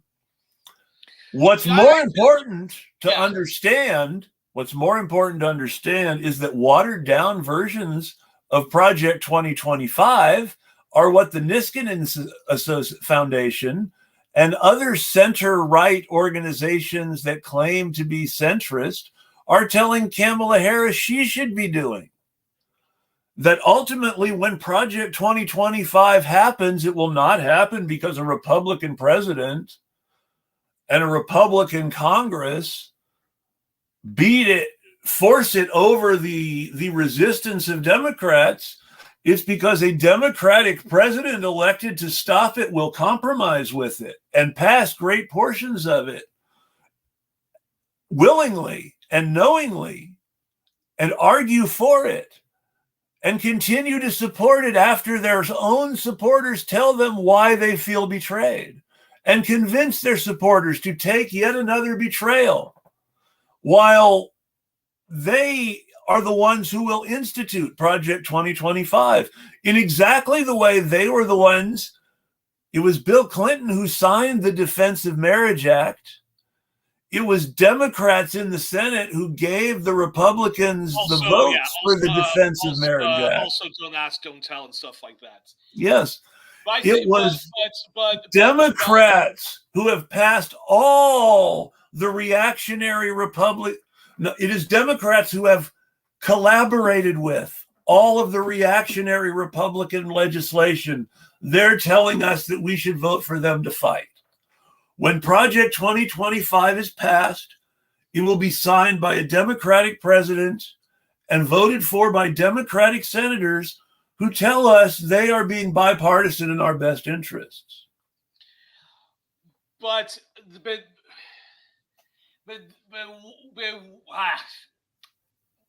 very fair points, but I still think that because of the political nihilism of over 30 years of all of this, stuff between the two rival oligarchic racist parties and whatnot, I still think that in terms of the adversarial culture, people power movements, and them hopefully influencing shit, that it would be better for them to deal with a Democrat in power than if you have Donald Trump, one of the most reactionary. Now, I'm familiar with this argument. This is the argument that was made to me in 2020 in support of Joe Biden. And I'm going to ask you a very serious question. If you study people power in the United States, was people power in the United States more effective at influencing policy under Trump or under Biden? I would say they didn't influence either Biden or Trump. So, and here's where I'm going to say that it really matters, I think, that I live in a blue city with democratic governance. Because I think that people who do not live in a blue city with democratic governance do not understand this fundamental fact. When Trump was president, liberals were in the streets with radicals protesting Trump. And you're talking about your own state of Oregon. I'm talking about my own state of Oregon. Oh. I'm also talking about the District of Columbia. I'm talking about New York City. I am talking about any place with a blue city government. Liberals were out on the streets with radicals protesting Trump. This was particularly obvious in ICE protests and in George Floyd protests. Mm-hmm. during the pro-black uprising of 2020, white liberals were in the streets frequently with radicals,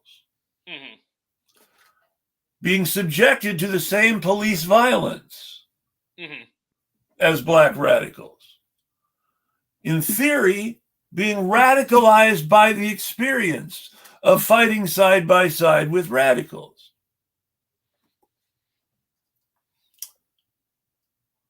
This uprising led to the conviction of Derek Chauvin. It led to the defeat of Donald Trump at the polls.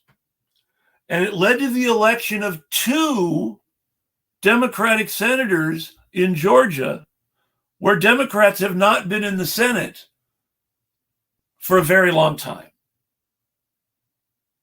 This is the direct result of the 2020 protests against the cops and Donald Trump, because they were linked in the minds of white liberals.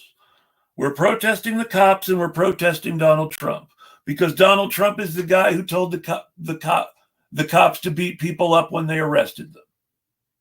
They made that connection very easily, and they protested with the radicals. Now, are you saying that people power movements, or certainly our insincere liberal friends, have gone to sleep during the Biden Kamala Harris? If you speak to my friend, acquaintance, we haven't been as close as I would like for a while, but if you speak to my friendly acquaintance, Afeni, who lives in the District of Columbia and works for the Green Party as an outreach professional, but who is not a Green Party person, but is more of a PSL person,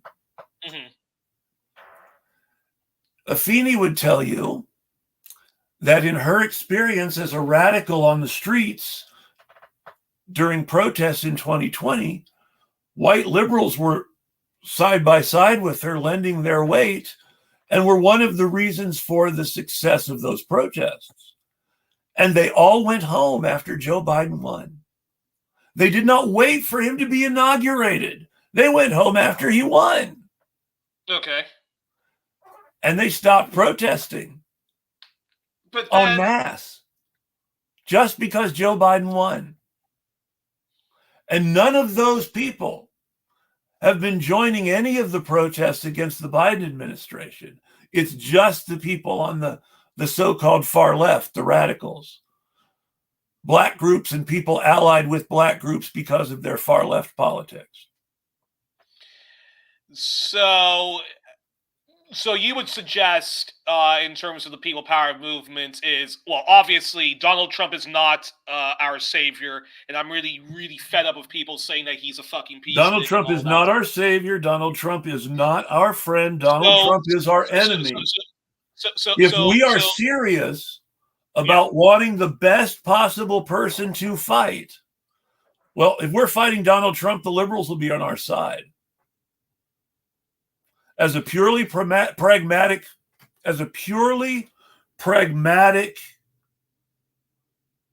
question of tactics and strategy, the idea that, more people power is better, and that opposition is what really radicalizes people.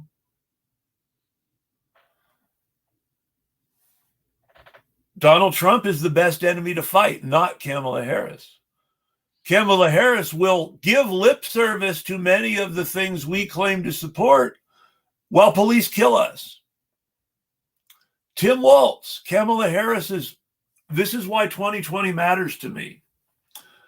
Kamala Harris's vice presidential nominee, Tim Walz, was governor of Minnesota when George Floyd was killed. Was governor of Minnesota during the uprising. Was the man who made the decision to send the National Guard into action in Minnesota against protesters. There was a police riot. People were badly injured. One longtime activist and journalist on the left was shot in the face by a rubber bullet and lost an eye, and because of complications of various health issues connected to losing that eye is going to die.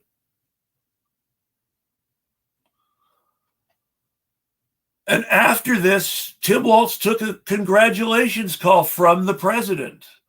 Who was president in 2020? Donald Trump. So Kamala Harris's running mate is a man who took a congratulations call from Donald Trump for killing our comrades.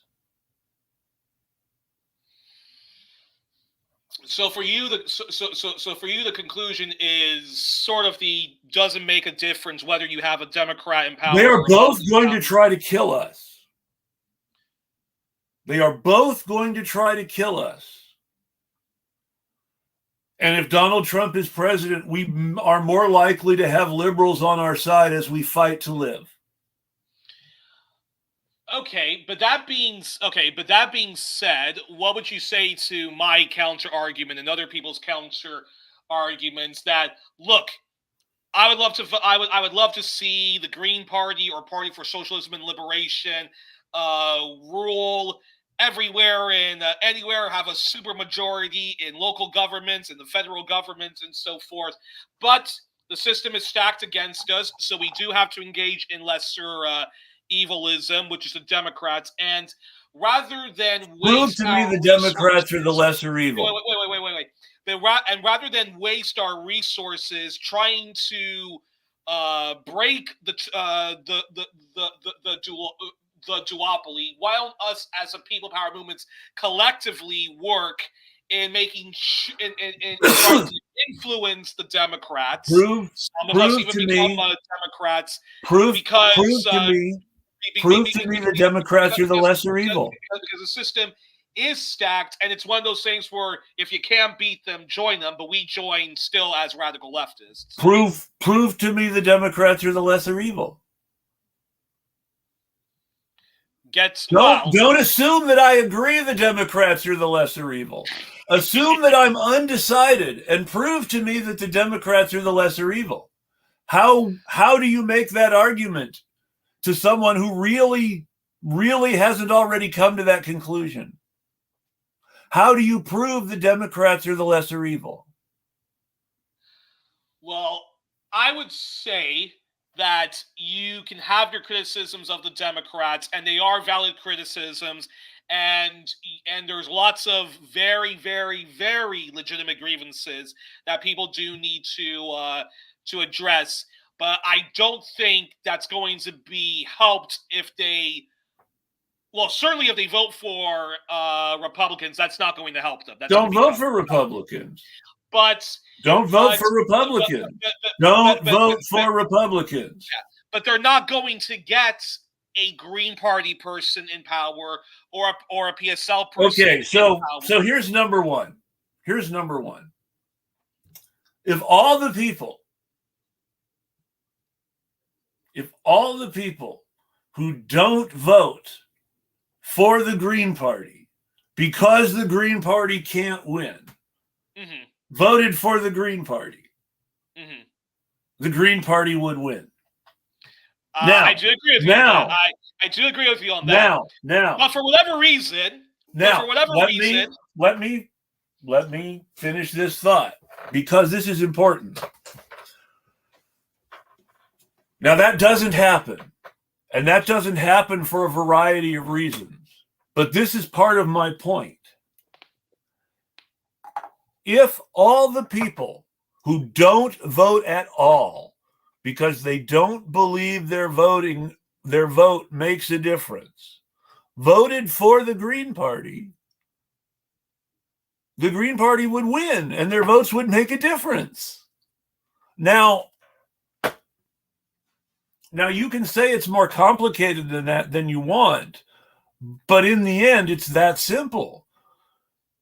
If all the people who don't vote because they think their vote doesn't matter voted for the Green Party would win and their vote would matter. Now,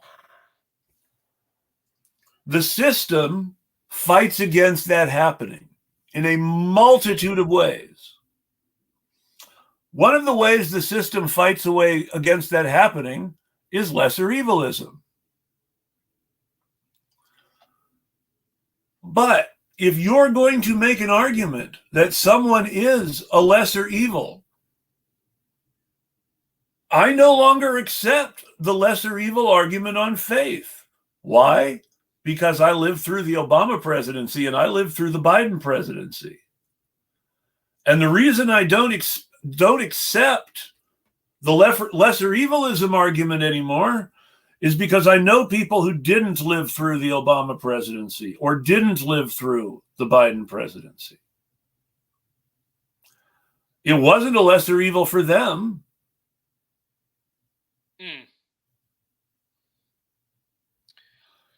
The fact that Trump was president when an activist was shot in the face doesn't change the fact that she's dying while Biden is president because our healthcare system sucks. And the governor who sent the National Guard out to shoot her in the face isn't Trump's running mate. He's Kamala Harris's running mate. Yeah, no, I do see where you're coming from. And Kamala Harris is running on Trump's border policy.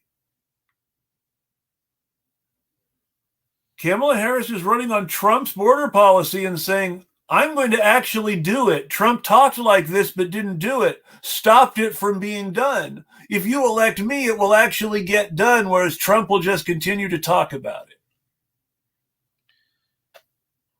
So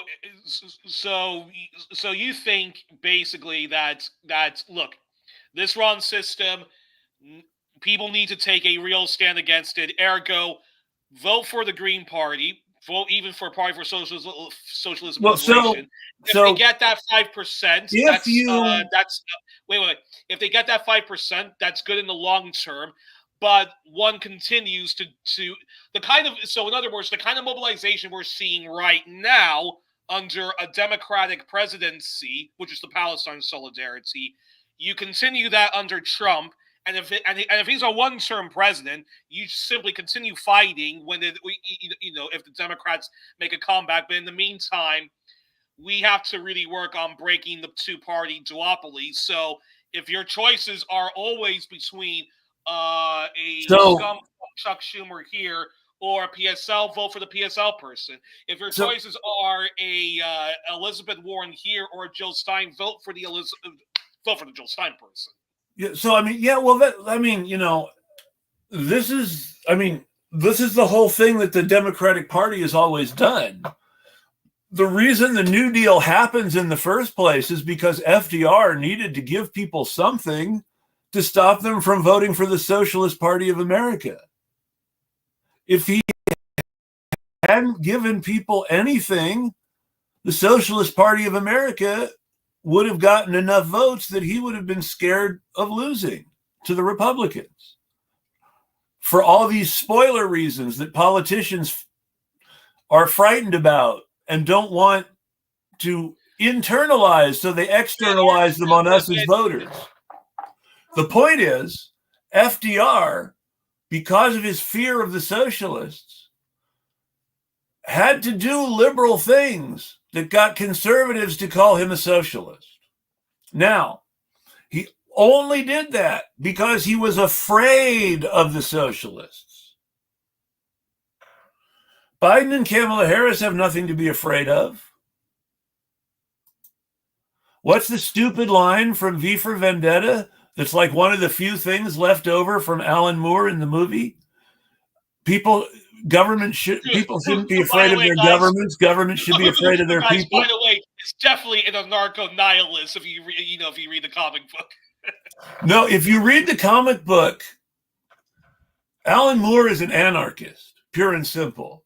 And he is saying that positions of authority seek to reproduce themselves.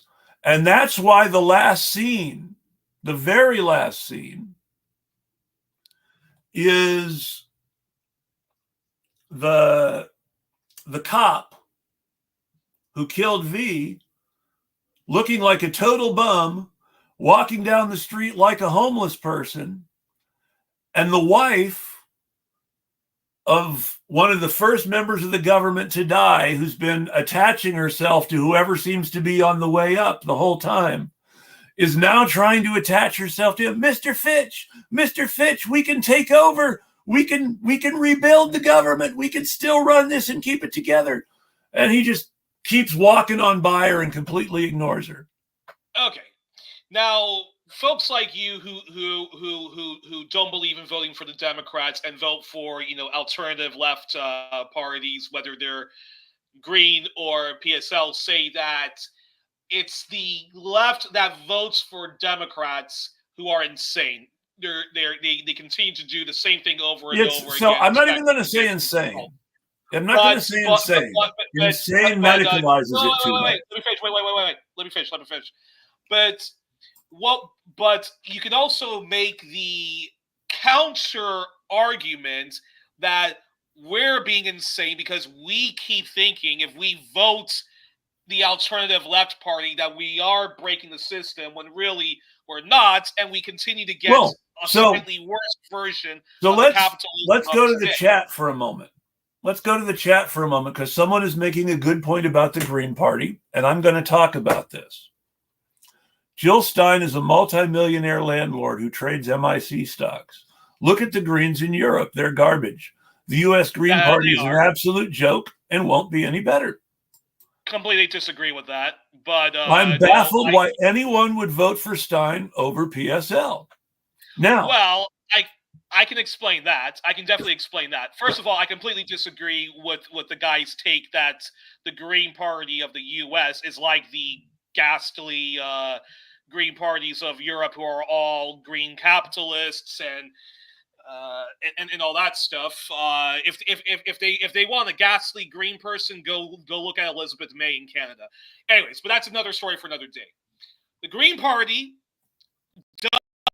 does have the infrastructure needed to try to break the duopoly and at least influence politics for the better, which is why even though people can make the argument that Claudia de la Cruz and Karina Garcia are much better when it comes to their takes on socialism, anti-imperialism, and even the socio-economics, are much better than the Green parties. They certainly don't recycle any propaganda about China the way Butch Ware does.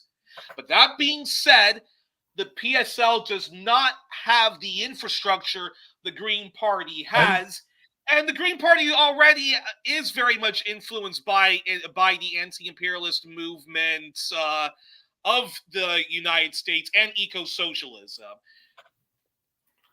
Now, this is also a good question. But that being said, okay. So, but all that being said, I don't know. I just. What can I say? Maybe I am too much afraid of Donald Trump, and I'm being influenced by the hold your nose, vote for the Democrats. I'm going to take it. Like hell against the Democrats after the election. I'm going to risk being just a little bit chauvinist, and I'm going to say that it's because, number one, you're in Europe,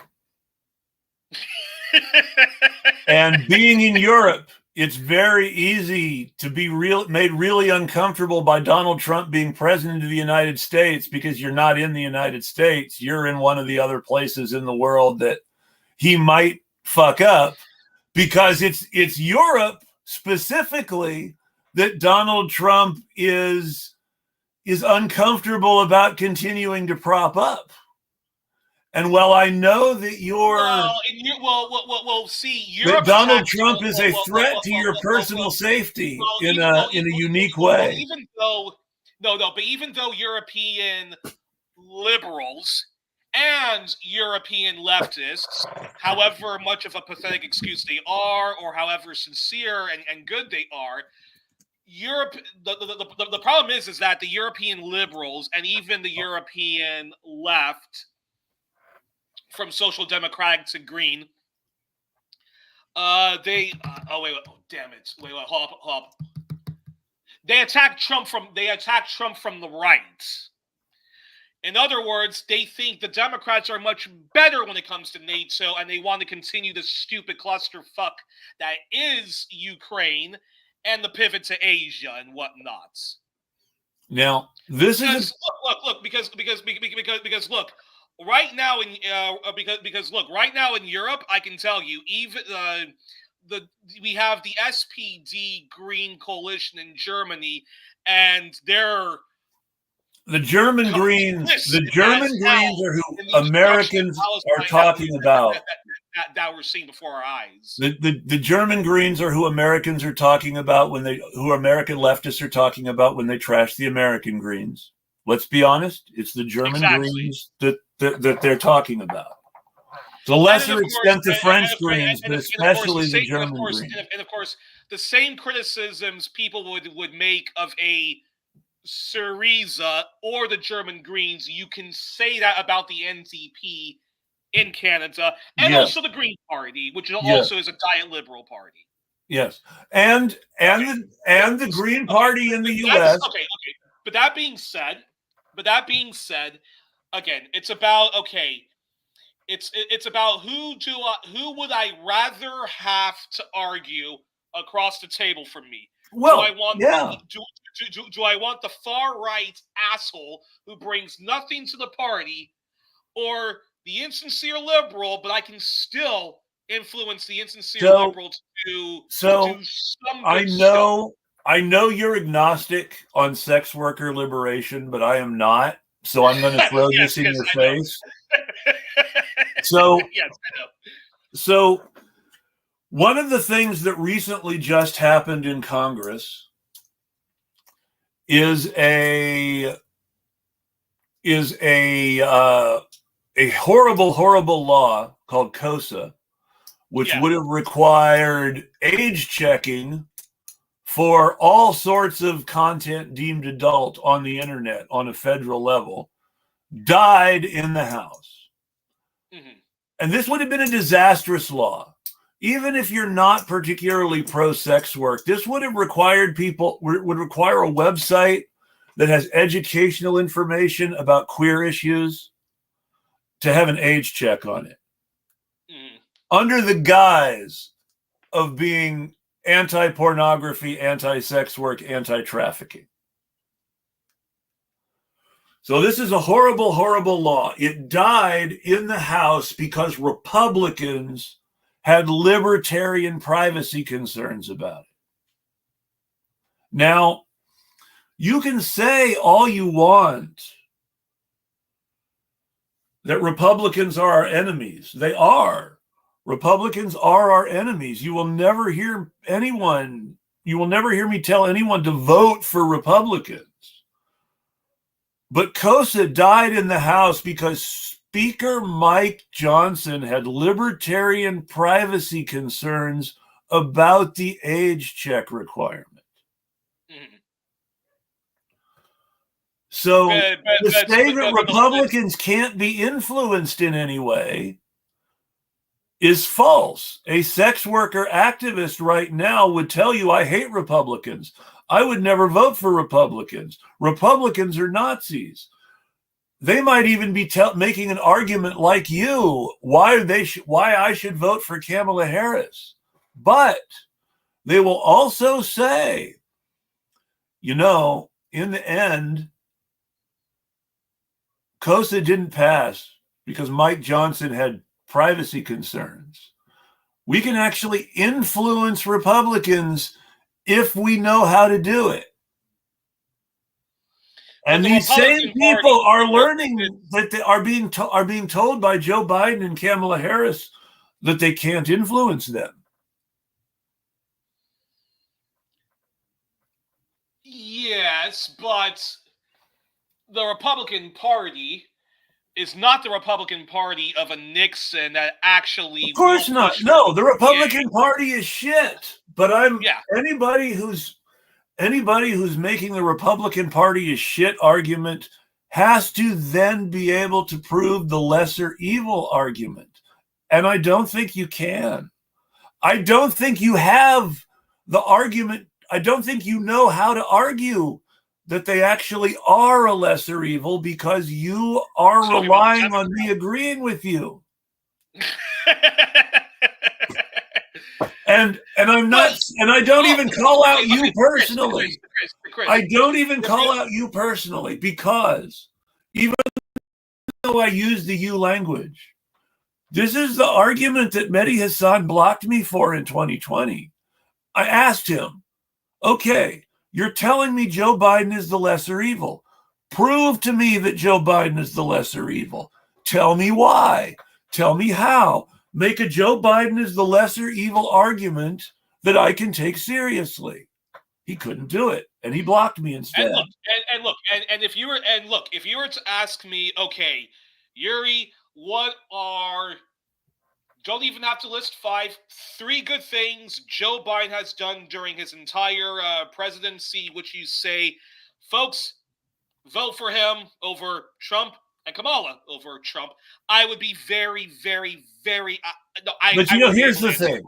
I can tell you I wouldn't be able to answer. I would not be able to answer that question. If I researched it, I could answer that question.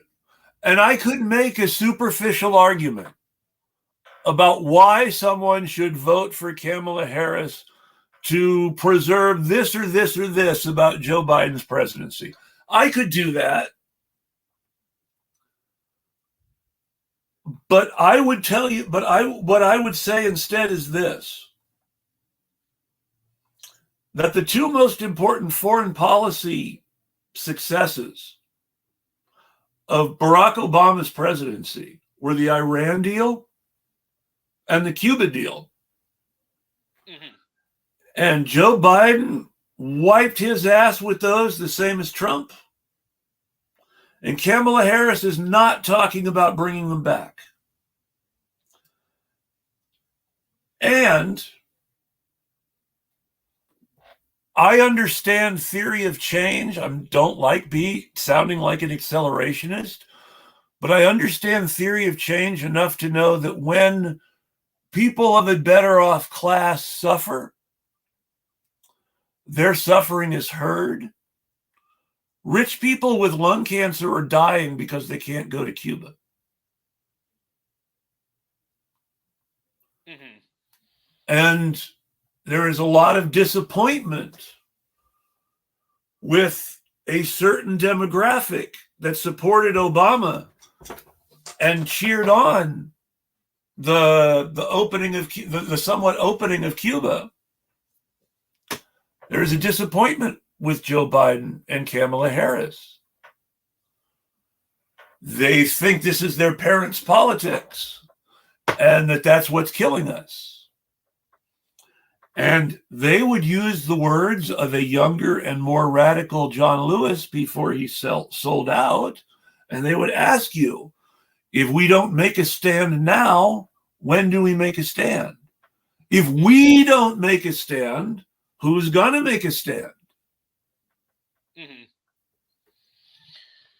But I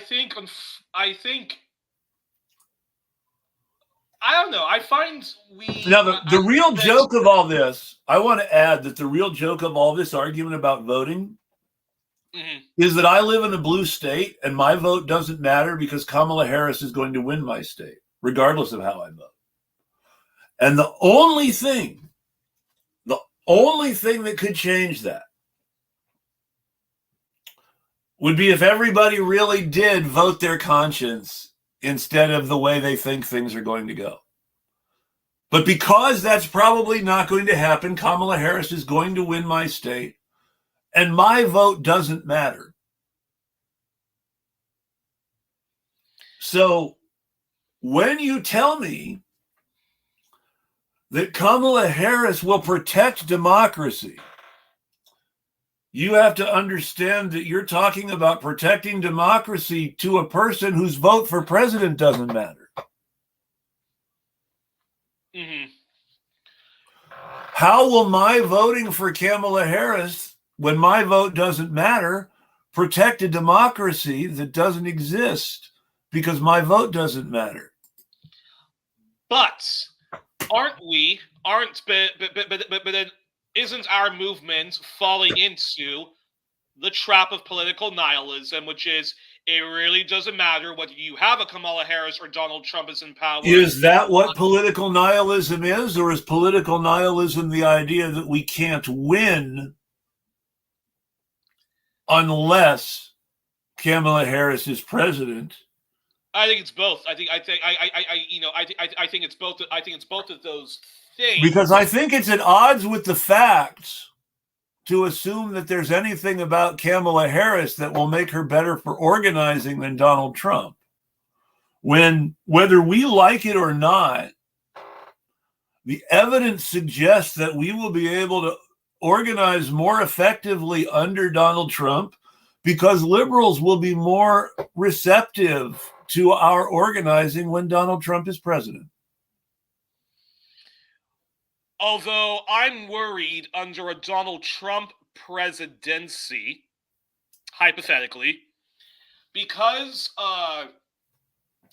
much of the liberals and whatever you want to call them, social democrats, very insincere green leftists who are actually green capitalists, because they attack Donald Trump from the right, they will definitely rubber stamp an invasion of Venezuela, an invasion of Nicaragua, and Joe Biden more on fire. Joe Biden, according to a friend of mine who lives in Colombia, Joe Biden is rubber stamping an attempted coup in Colombia. According to what we've seen in Peru, Joe Biden clearly rubber stamped a coup against Pedro Castillo in Peru.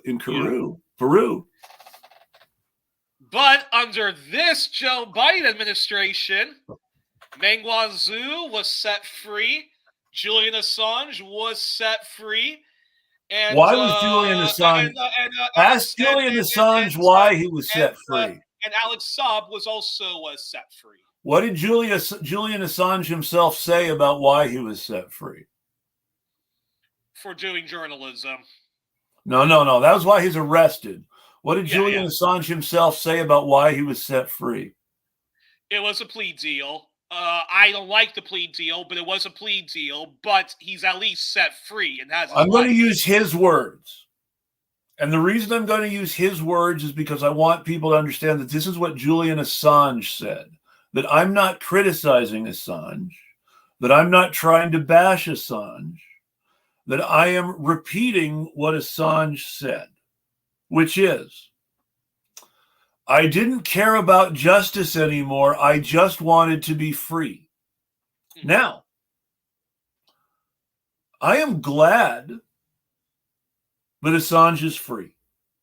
And I do not blame him for making a plea deal that made him free again, specifically because he is speaking out about the circumstances of the plea deal, explaining that it was not something that he would have done had he not been imprisoned, that it was something he was essentially coerced into doing by having his freedom taken away and his health endangered. So, but Assange is saying, they got me to the point where I broke and I gave them what I wanted so they would let me go. So when we say Assange is free under Biden, and of course that reign of terror was started by Obama. As Glenn would say, the Democrats are the more effective evil. When we say that Assange was freed under Biden, it is important that we acknowledge Assange's own words about why he was freed, which is that the security state broke him. Under Biden. But and because I know the but's coming. And when we say that Assange was set free under Biden, we also must say, as you alluded to, that he was criminalized under Obama for exposing the crimes of the people Obama was elected to punish.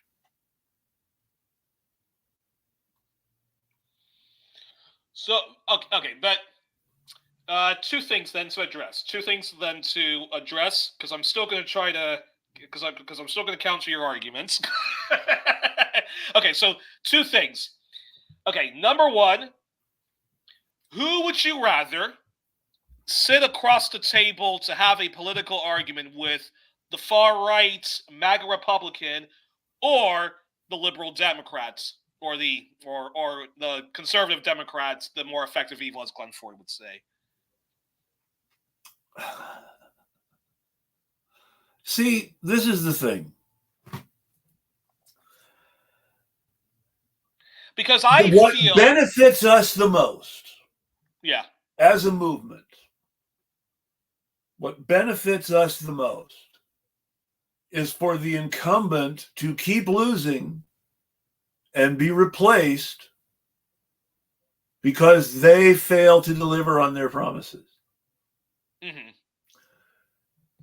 That means that Democrats have to lose at the polls when they fail to make things better for working people and people of color and queer people and women.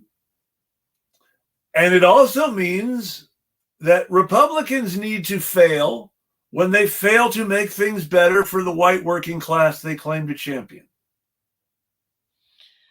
Which means we should not be supporting either. So for you, the Revolutionary Act, and it's just an act because freedom is still going to be a constant struggle. It is not. It is first the propaganda of the deed. I am going to do what I am saying we should all do. I am going to oppose both capitalist parties. Propaganda of the deed. I'm an anarchist. You're not going to get me to back down from that. That's number one. Number two, by choosing not to vote for Democrats or Republicans, I am committing myself to building power rather than attempting to take a shortcut around organizing. The idea that we can just co-opt the Democrats, that DSA continues to advocate for on multiple levels, that we can co-opt the Democrats by submitting to them until eventually our numbers grow so much that they have to submit to us, is an entryist fever dream that has never worked anywhere for anyone ever. Mm-hmm.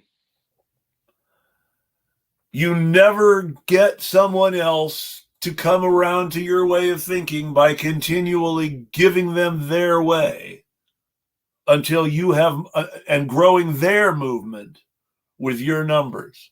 Because if you're growing their movement with your numbers, what makes you think any of your people are actually going to be on your side to oppose them? I mean, that's the whole thing, is if your whole caucus is built on submitting to the Democratic Party until some point in the future, when is that point in the future going to come? Okay, interesting. Well, I'm going to say to be continued then on this semi-disagreement, although semi-agreement that we do have on how to go forward, because the one thing that I agree with you is that, we're not going to win this election whatever we do. And you know what? The very Democratic Party criticism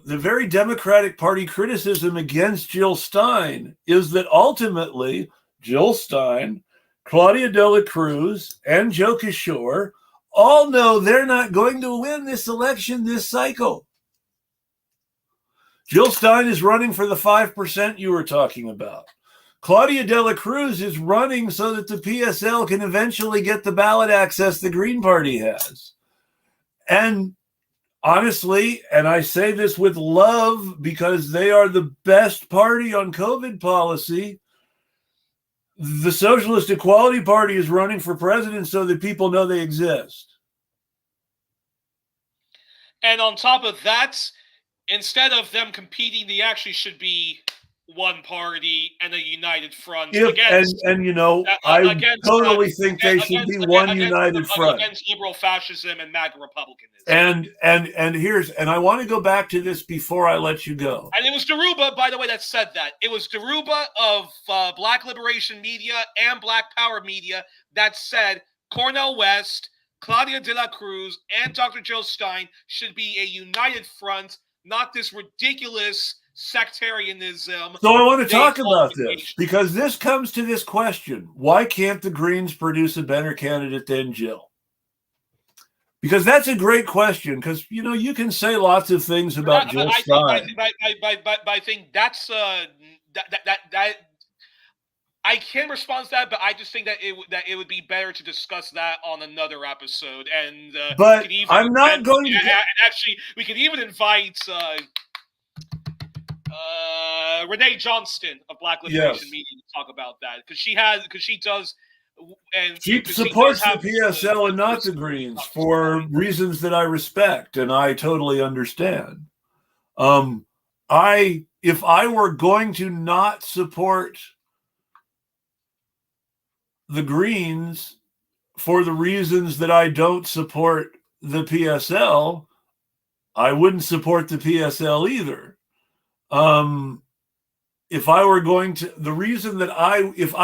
to support the party of my choice, because it was a free and fair, open democratic election where all candidates had an equal chance of winning, I would support Joseph Kishore of the SEP because of COVID policy and because they oppose genocide and would cut off the guns. And those two things matter to me immensely. But that being said, and this is a word of advice to people who believe in electoral reformism and spend most of their time, however thankless it is, in trying to redo how American elections are done, fighting for proportional representation and stuff like that. Let me just say to all of y'all, New Zealand has proportional representation, and look at the current government in New Zealand and the fact that New Zealand under the Labour Party with the Greens there got into a coalition government with a fascist party, New Zealand first, and the wars continued and this austerity continued. Lebanon has the most proportional democracy in the world, and people still say that the settler state is the only democracy in the Middle East. And also Lebanon, but also that being said, Lebanon's system is also is also purposely made to be a weak sectarian system and not a true democracy. In which, if people really do like a secular left party, they would vote overwhelmingly for them. Or if people really do like Hezbollah, and Hezbollah, by the way, folks, is popular across all Lebanese tribes, would be winners. And that's just a fact. But that being said, that's the thing is that there are reasons you're never going to see super religious Shiites vote for a Christian party or super religious Maronites vote for Hezbollah, regardless of some of their points of agreement with Hezbollah. But at the same time, there's no benefit to Israel in blowing up Lebanese Christians. But what I'm trying to say when it comes to the American context is this.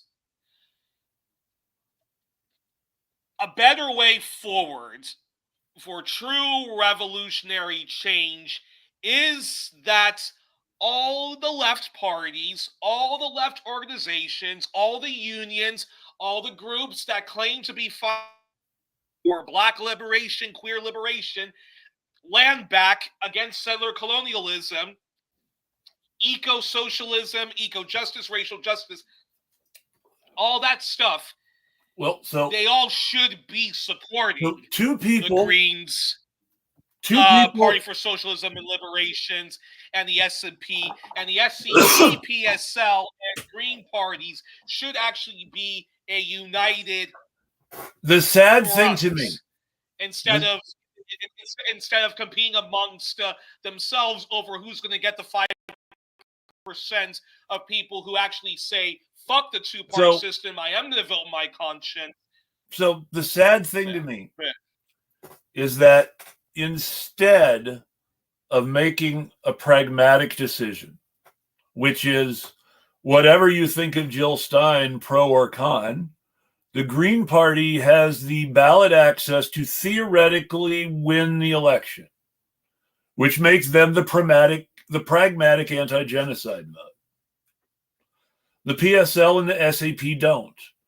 The PSL is running to get the ballot access the Greens have, and the SEP is running so that people know they exist. And the funny thing is this. The AFL-CIO is going to tell their members and the U.S. left, the true left, to vote for the Democrats. Yes. Big green groups, as we speak right now, are going to tell environmentalists to support the Democrats, even though you cannot be an environmentalist, let alone an eco-socialist, and be supporting a party that has NATO, the pivot to Asia, and is doing what they're doing to our Palestinian brothers and sisters, Lebanese brothers and sisters, and the Syrians. Yep. Indigenous leadership, as we speak, is holding their nose and voting Democrat because they think of the Republicans as the white man's party, when both Democrats and Republicans are bad to indigenous. On the other hand, all that being said, if you are a true leftist, a sincere leftist, an eco-socialist at home, anti-imperialist abroad, if you're a member of Party for Socialism and Liberation, dude, the Greens are going to probably advance a quarter of what you guys are fighting for. That's not going to happen under the Democrats. I wish that that all left people power movements and organizations stopped supporting the Democrats and actually supported Greens or PSL. I wish that a protest vote in Canada isn't tactical voting for the Liberals because of progressive conservative party or whomever. The NDP is bad, but that's a better protest vote than saying, hold my nose and vote for the Liberals because I don't like the Conservatives. And even that being said, I personally think people should be voting for the Green Party. No, the Communist Party of Canada. Does the Communist Party of Canada run anybody? That I don't know. But, and in the UK... Because the Communist Party of the USA... agrees with you and is going to be supporting Kamala Harris. Yeah. And they haven't run anybody for many, many, many years. They supported Biden and they supported Hillary Clinton. And there's nothing more cynical and nihilistic in the history of the left than the CPUSA supporting Hillary Clinton and Joe Biden. Well, there's but there's also nothing more depressing. As you know, like I said, during the summer, I got to spend time with my left comrades in the UK, particularly in London, and I can tell you, I was having arguments with actual Marxist-Leninists, actual supposed communists, actual Trotskyists, and so forth, and people who are on the front line of anti-racism, queer liberation, fighting to reverse NHS privatization, and even though, and yet for them it's labor or nothing. Labor are the lesser evils. You can't have the conservatives. The Liberal Democrats, strike one, they supported austerity. Labor, who continues to support austerity and is a pro-Zionist party, a pro-nuclear weapons party, well, we still have Diane Abbott and we can still influence them. So Yeah, so and I was aghast at that. I could not believe that. And for me, it was like, well, you do know all the arguments you've just said about labor. That's exactly why people are supporting the Democrats in the U.S. Now, we have to have the courage of our convictions, I wish, and that is supporting actual existing left-wing parties. If those left-wing organizations actually advanced and actually supported actual left alternative parties, but the Socialist Workers Party is still going to tell their members that you have to vote for the Labor Party because Labor is lesser evil to the Tories. And I'm sorry, under Tony Blair or a Harold Wilson, and even under and under Mr. Keir Starmer, Labor not a dime's worth of difference compared to the and conservatives. and apparently the person who made health science policy under the Tories and who was kept without any change by Keir Starmer is a former member of the Revolutionary Communist Party who's just gone bonkers right wing. And there are a bunch of these people who all got jobs in the Tory party and who are suddenly driving Tory policy, but also have these weird friendships with labor people. Well, they appeal to the bigoted traditional labor voters, which basically are bigoted white working class people. And these are the people who supported the counterproductive referendum, which was Brexit, who are now engaging in transphobia because they're tired of wokeism and stuff like that. And who, in theory, they're not against immigrants. They're just against illegal immigration and against the migrants who are fleeing the wars we support overseas. Figure that one out. I don't get it. But long story short, I really do wish that the supposed left would not support labor, and and even vote for the Green Party, even though the Green Party and here's has the thing. problems in Britain. And I do wish, and honestly, I really do wish that all of the big left-leaning organizations or left-wing organizations all endorsed, both the Greens and Party for Socialism and Liberation, because they both deserve that 5%, but they actually both just deserve each other and to be merged into a united front, along with the SCP. But I don't know. Maybe this is me suffering from my own version of nihilism. I don't see people people having the courage of their convictions. So that's probably why I'm saying if I was in the U.S. right now, red state, blue state, or swing state, I would probably just hold my nose and vote for Kamala Harris because I am that much afraid of Pumpkinhead and MAGA. Yeah, but I mean, and again, the thing is that for people who are afraid of Pumpkinhead, then my warning to you is that the guy who took the congratulations call from Pumpkinhead for trying to kill our friends is not Pumpkinhead's running mate. He's Kamala Harris's running mate.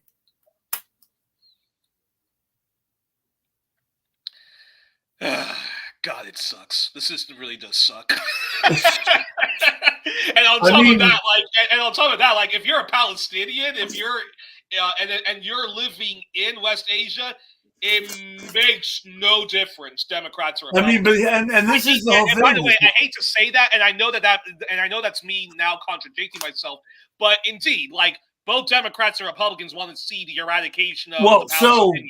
There are more Republicans. There are apparently more Republicans and Christian Zionists losing stomach with what's going on in Palestine than there are Democrats. There was this conservative lady. But is that only because this is happening under the Democrats? And if Trump, and that's a good question. That's a good question. Palestinian Christians and Lebanese Christians. But there was a conservative lady saying that she couldn't support Republicans anymore because of Palestine. And she was getting trolled by these liberal Democratic Zionists like the one thing they agreed with Republicans about was that, people should support Israel. Yeah, no. And going back to that big-nosed waste of oxygen, space, and human fucking flesh, Bill Maher, who was voter shaming Chappelle Roan, who says there is not a difference between the Democrats and Republicans on Palestine, and I believe in Palestine solidarity. And she may be lying, but she got into so much shit from liberals and whatnot that she said, look, I am going to be supporting Kamala Harris, but guys, there's not that much difference between Democrats and Republicans, not just on Palestine, but lots of other topics. Yeah, no, and she even talked about how there were anti-queer Democrats, and people tried to say, there aren't any anti-queer Democrats. It's like, you are ignorant. So then... Okay, but then going forward, obviously, I'm not able to, kind of convert you into the hold your nose and vote for Kamala Harris. I'm not gonna Donald Trump, but then mobilize like hell against her equally reactionary agenda. For you, it's look, the two-party system has to be broken, and it starts with supporting. I'm going to tell you my personal situation because I live in a state where my vote doesn't count. And so I'm particularly aware of our lack of democracy because my vote for president doesn't count. I don't vote for president. I don't vote for president at all. Even like alternative. I don't vote for anybody for president. If I would have voted for president in 2020, I would have voted for a third-party candidate who was only on the ballot in Colorado and Oregon, Dario, who was Howie Hawkins' closest rival for the Green Party nomination in their primary, and who had a lot of harsh words about the primary being fixed by Howie Hawkins' campaign manager, which had a lot of Howie Hawkins supporters accusing Dario of being a Democratic Party mole, when in actuality the Democratic Party mole was the state party chair of Colorado, who just happened to be Howie Hawkins' campaign manager. But then that feeds into a nihilism of fuck everybody, anybody, that there is no. But so that's the thing. I would have voted for Dario, who was only on the ballot in those two parties, or I would have voted for Joe Kishore, who was also the SCP party candidate in 2020, but who was only on the ballot in Colorado. I would have had to write him in here in Oregon. And the write-in for him wouldn't have counted. Another way my vote doesn't count. Okay, but then going forward, then how do we fight against this? Number one, how do we fight against this nihilistic world without ourselves not becoming a victim of our own kind of nihilism? The name of the book was Mutual Aid.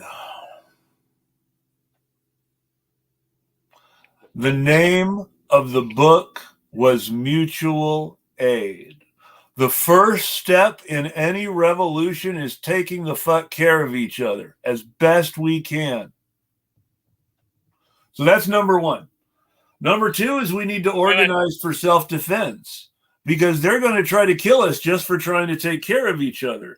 We learned that from what happened to the Black Panthers with the original Rainbow Coalition when they tried to do something along the lines of a united front. So that's number two, organize for self-defense, because they're going to try to kill us. And number three is the part that you can only talk about so much, but which I will describe in a meme. Picture Winnie Mandela in attractive wedding dress. Text: ask this woman what she did while her husband was in prison.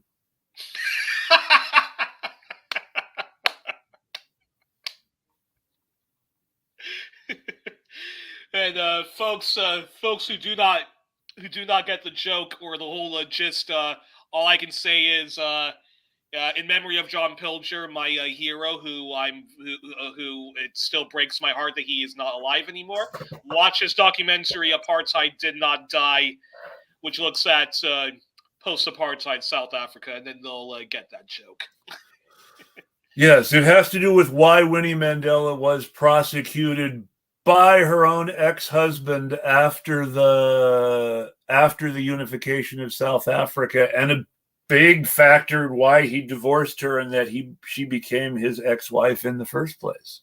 But it sounds to me, shall we?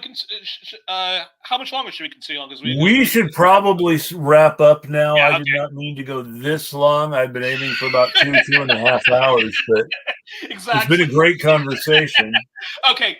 Well, in conclusion, we still have to. We still have our work cut out for us, because we have to fight lots of enemies from within, lots of people who have very counterproductive stuff, and we. But I think folks, if you are involved in boring electoral reformism, we need revolutionary change. It cannot just be proportional representation, rank choice voting. We need whatever left we have to actually be supporting actual sincere leftists, and not the Democrats. They got proportional democracy in South Africa, and what we have in a South Africa with proportionate democracy is a world where Cyril Ramaphosa is now the reactionary anti-communist president, and young Boer's favorite political party is the Economic Freedom Fighters. That says a lot. And folks, also study New Zealand. I can tell you, the kindred spirits of the Democratic Party, they're Labour, and the Republicans' kindred spirit, which is National Party, it still is a big two-party duopoly with everybody else. The Liberal Democrats and Labour in Australia is very, very disappointing. And the Australian Liberal Democrats are extremely right wing and are in some ways the model for the modern Republican Party. And look, I'm a socialist, but I think folks take way too much for granted the once mighty Liberal Party of Britain. I mean, the Labour Party basically is a liberal party. But if you guys could have a one-strike rule against the Liberal Democrats for their stupidity of propping up the Tories, well, I'm telling you, Labour, their 3 strikes and more are over, and they need to be given the red card, and they need to be eradicated along with the Tory party. The sad fact still is that while the best government, for all its other flaws, they gave Britain the NHS, and that cannot be forgot, while the best government of the British is still Clement Attlee, the most genuinely anti-capitalist government of Britain ever was Lloyd George's government. None of the later Labour prime ministers ever managed to be left of Lloyd George.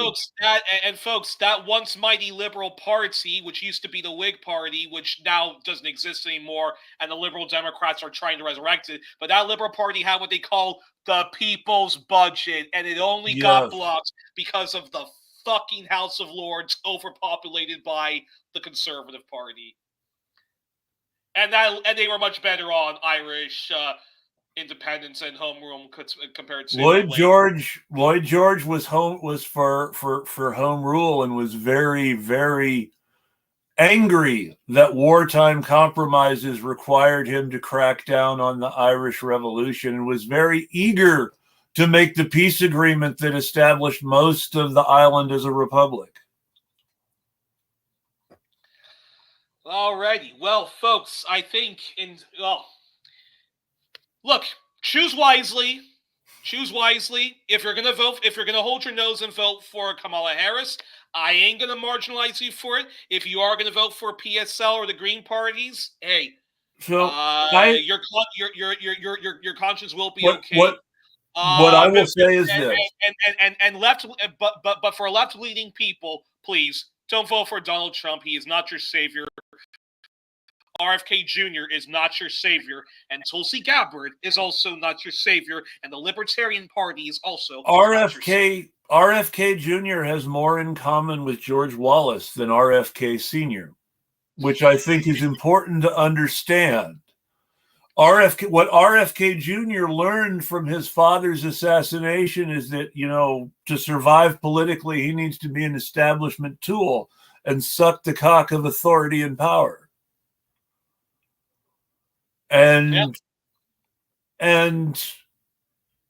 this slavish obeisance to the right is based on a condescending idea that there is something about the right that speaks to the working class, by which they mean the white working class, who is only as angry about multiculturalism as they are, because Bill Clinton told them he would give them education and they would be able to get jobs. And they realized a few years later that nobody was going to give a 55-year-old former longshoreman a tech job, even if they did go back to school.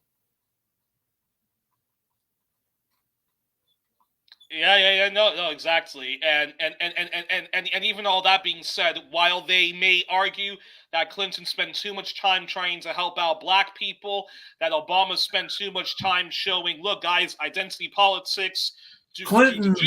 Let this be known, Obama deported more of those illegals you guys claim are taking our jobs, and Clinton racked and stacked us in the prison. Clinton had some of the most, as far as consequences go, Clinton was one of the most racist presidents policy-wise since Wilson. So, in terms of identity politics, you, the white working class, y'all got to get over your identity politics. And we should be, again, forming a united front against capitalism. Even FDR, who was willing to make all sorts of compromises with letting the welfare system be run by states so that Dixiecrats could prevent black people from getting government assistance if they wanted to. Even FDR, in the end, made sure that black people could get federal jobs and couldn't be blocked from that. No. And you're not seeing any sort of jobs guarantee for Black America from Kamala Harris. So, folks, choose wisely come election time. Again, I ain't going to marginalize anybody who votes either tactically or votes their conscience, but we really do need to break the two-party system. As someone who is not going to vote for president, I will say that I am pragmatically supporting Jill Stein because she's the one on enough ballots to win. As someone who would vote for president if our system really was democratic, I would vote for the guy with the COVID policy.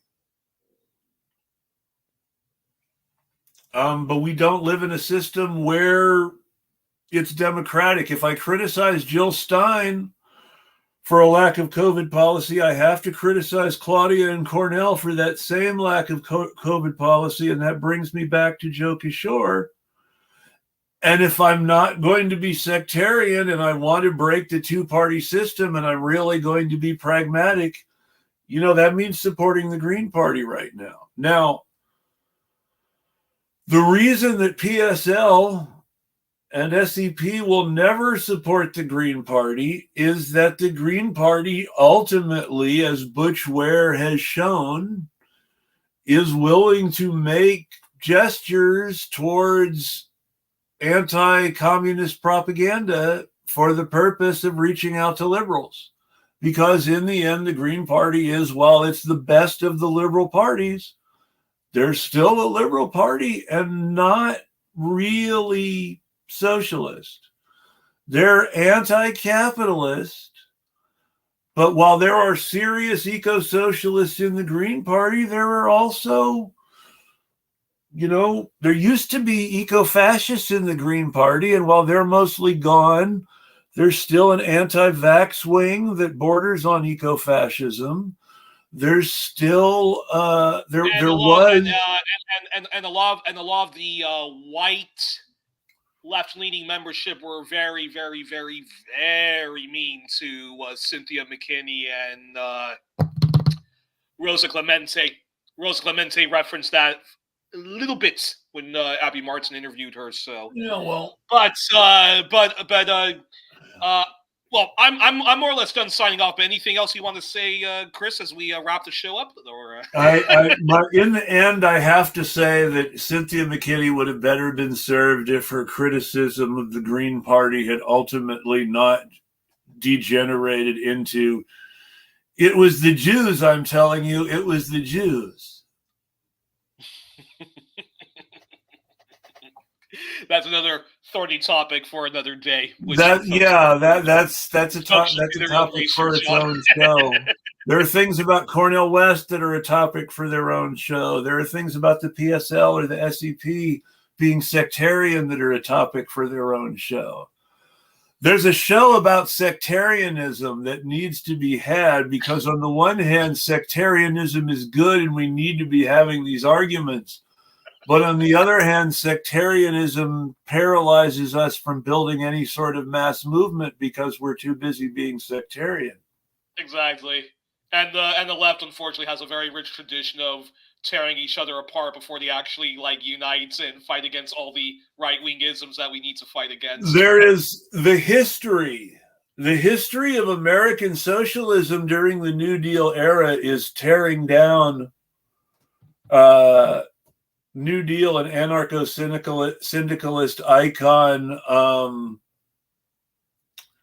dang it, I'm blanking on his name, UAW, probably survived one assassination attempt and his plane crash was probably an assassination.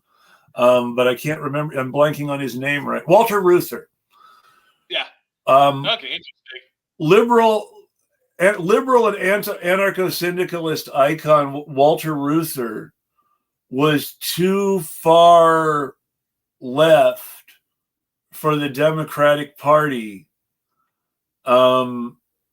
after World War II was over, but was wholly on board with the New Deal during World War II, despite being to the left of the Democratic Party, and was great. And the whole literature of the American left of the New Deal era is polemics against Walter Reuther for selling out to FDR.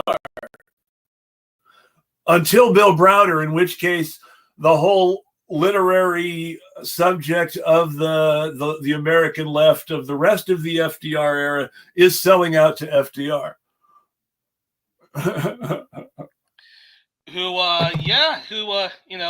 Truman was to the right of him. So, Truman was to the right of him, but it is still Truman who said, and to which none of his successors have ever listened. It was Truman who said, if you give people a choice between a real Republican and a Democrat trying to sound like a Republican, they're going to pick the real Republican every time.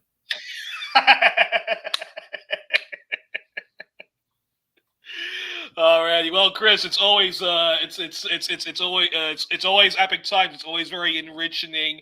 Now the next time I come back on the program, I think we probably should tease this with the audience. We're going to talk about how South Park is an animated alt-right, libertarian, far-right waste of ink of a Yes. cartoon. In fact, for those of you who still haven't given up the Democratic Party, I will put it this way: South Park is to blame for Trump. Exactly. And folks, also donate generously to Chris's Patreon, the Eclectic Radical Patreon. And if y'all follow my work, 1+1, hosted by Youri Smouter, and sometimes my name is spelled Youri, hence why it's hence why it's a bit of a mess to try to find my show sometimes. We are taking donations now, so please donate also generously to 1+1 at PayPal, and so we're not going to go hardcore Flemish and say Youri Smouter. You can go ahead. I'm fine.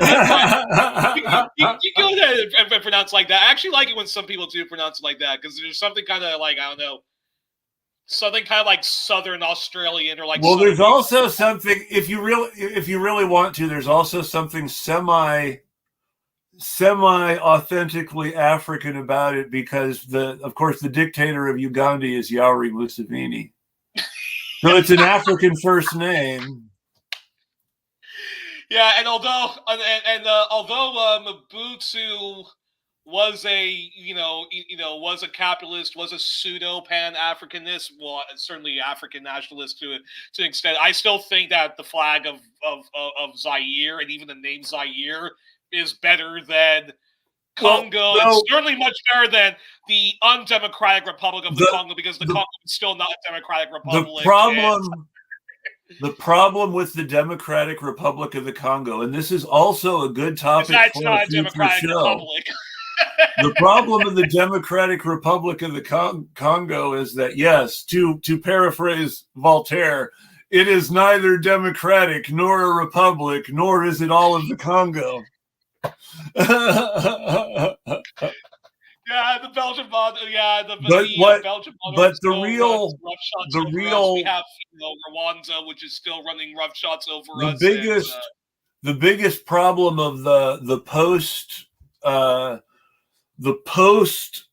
Mobutu DRC is the fact that since then the biggest influencer of internal politics has been Bill Gates via the dictators of Uganda and Rwanda, Youri Museveni and Paul Kagame. Yeah, awful. And that Bill Gates' personal friendship with these dictators is like Lex Luthor fucking evil. And yet Bill Gates does not get the criticism that Elon Musk does, even though he does deserve his moment of attention too. Oh yeah, that goes into the whole system that Bill Gates is a good apple, Elon Musk is a bad apple, Rupert Murdoch is a bad apple, but I remember when Elon Musk was the heroic billionaire who was going to save us. That one's always rotating and changing, and they're always just another fascist. Exactly. He ain't no Captain America. He ain't no Iron Man. That's for sure. He's definitely no Iron Man. You can even see. I mean, the lesson of Avengers that is completely forgotten in the later movies, and it's one of the reasons that I will always say that the Marvel Studios MCU had a whole lot of promise that the Disney version ditched. The fundamental premise, the internal tension of the team in the first Avengers movie, is that in that fight between Captain America and Tony early on, it was like, you're not going to lay on a wire, blah, blah, blah. Ultimately, the point of the movie is that Tony Stark is full of shit and Captain America is right. And in the end, they win because Tony Stark does something that Captain America would have done instead of acting like Tony Stark.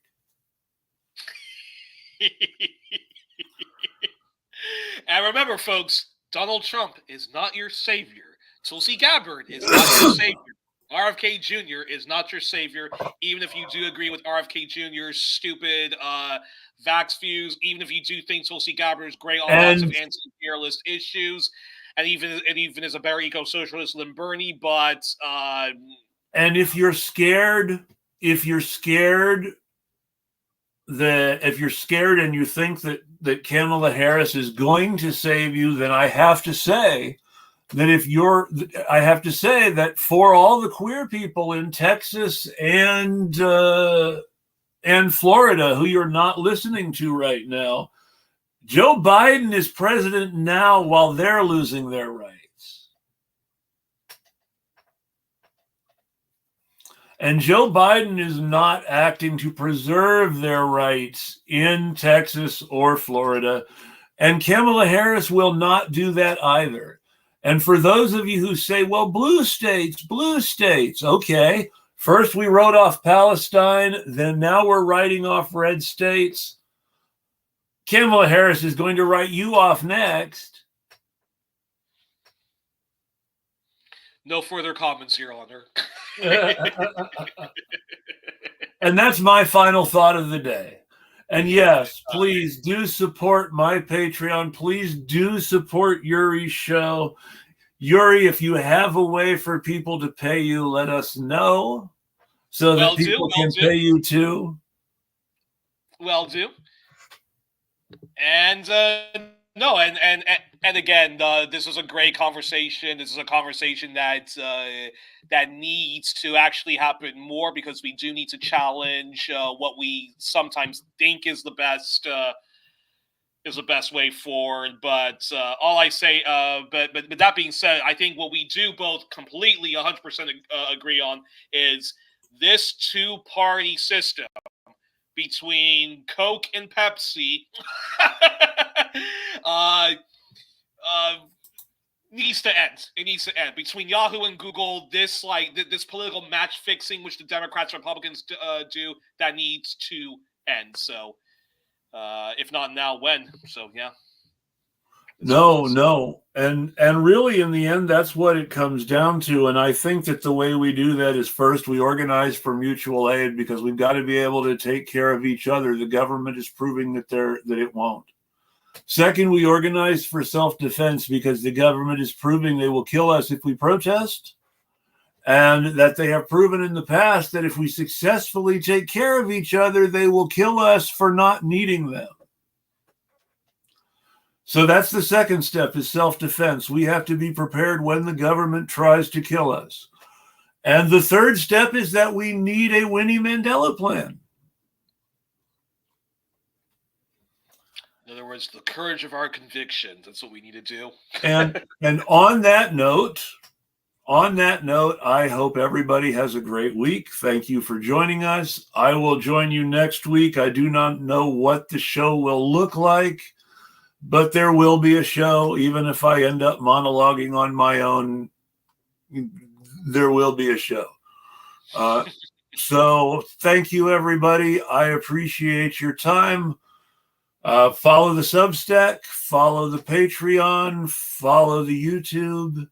And the Twitters, and both of us on X as well. So, and I want to say, because I said this in the newsletter, mutual aid is more productive than self-immolation. Organizing for self-defense is more productive than self-immolation. Donating to the mutual aid of people in Palestine is more productive than self-immolation. And if you have the resources to self-immolate in front of the White House when you normally live somewhere else, please consider giving those resources to someone actually fighting the occupation, rather than just using them to self-immolate. It's not that I do not appreciate the courage of the people who have self-immolated to protest the war. It's that the media is blacking it out. Their sacrifices are not being heard as intended. And there's a more productive way for you to use that energy that doesn't involve harming yourself. Yeah, and I would also say that that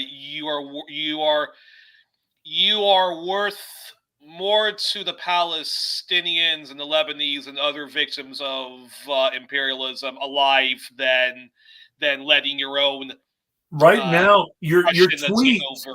and this is from Palestinians. I'm not trying to speak on their behalf. I'm repeating what I have seen Palestinians say.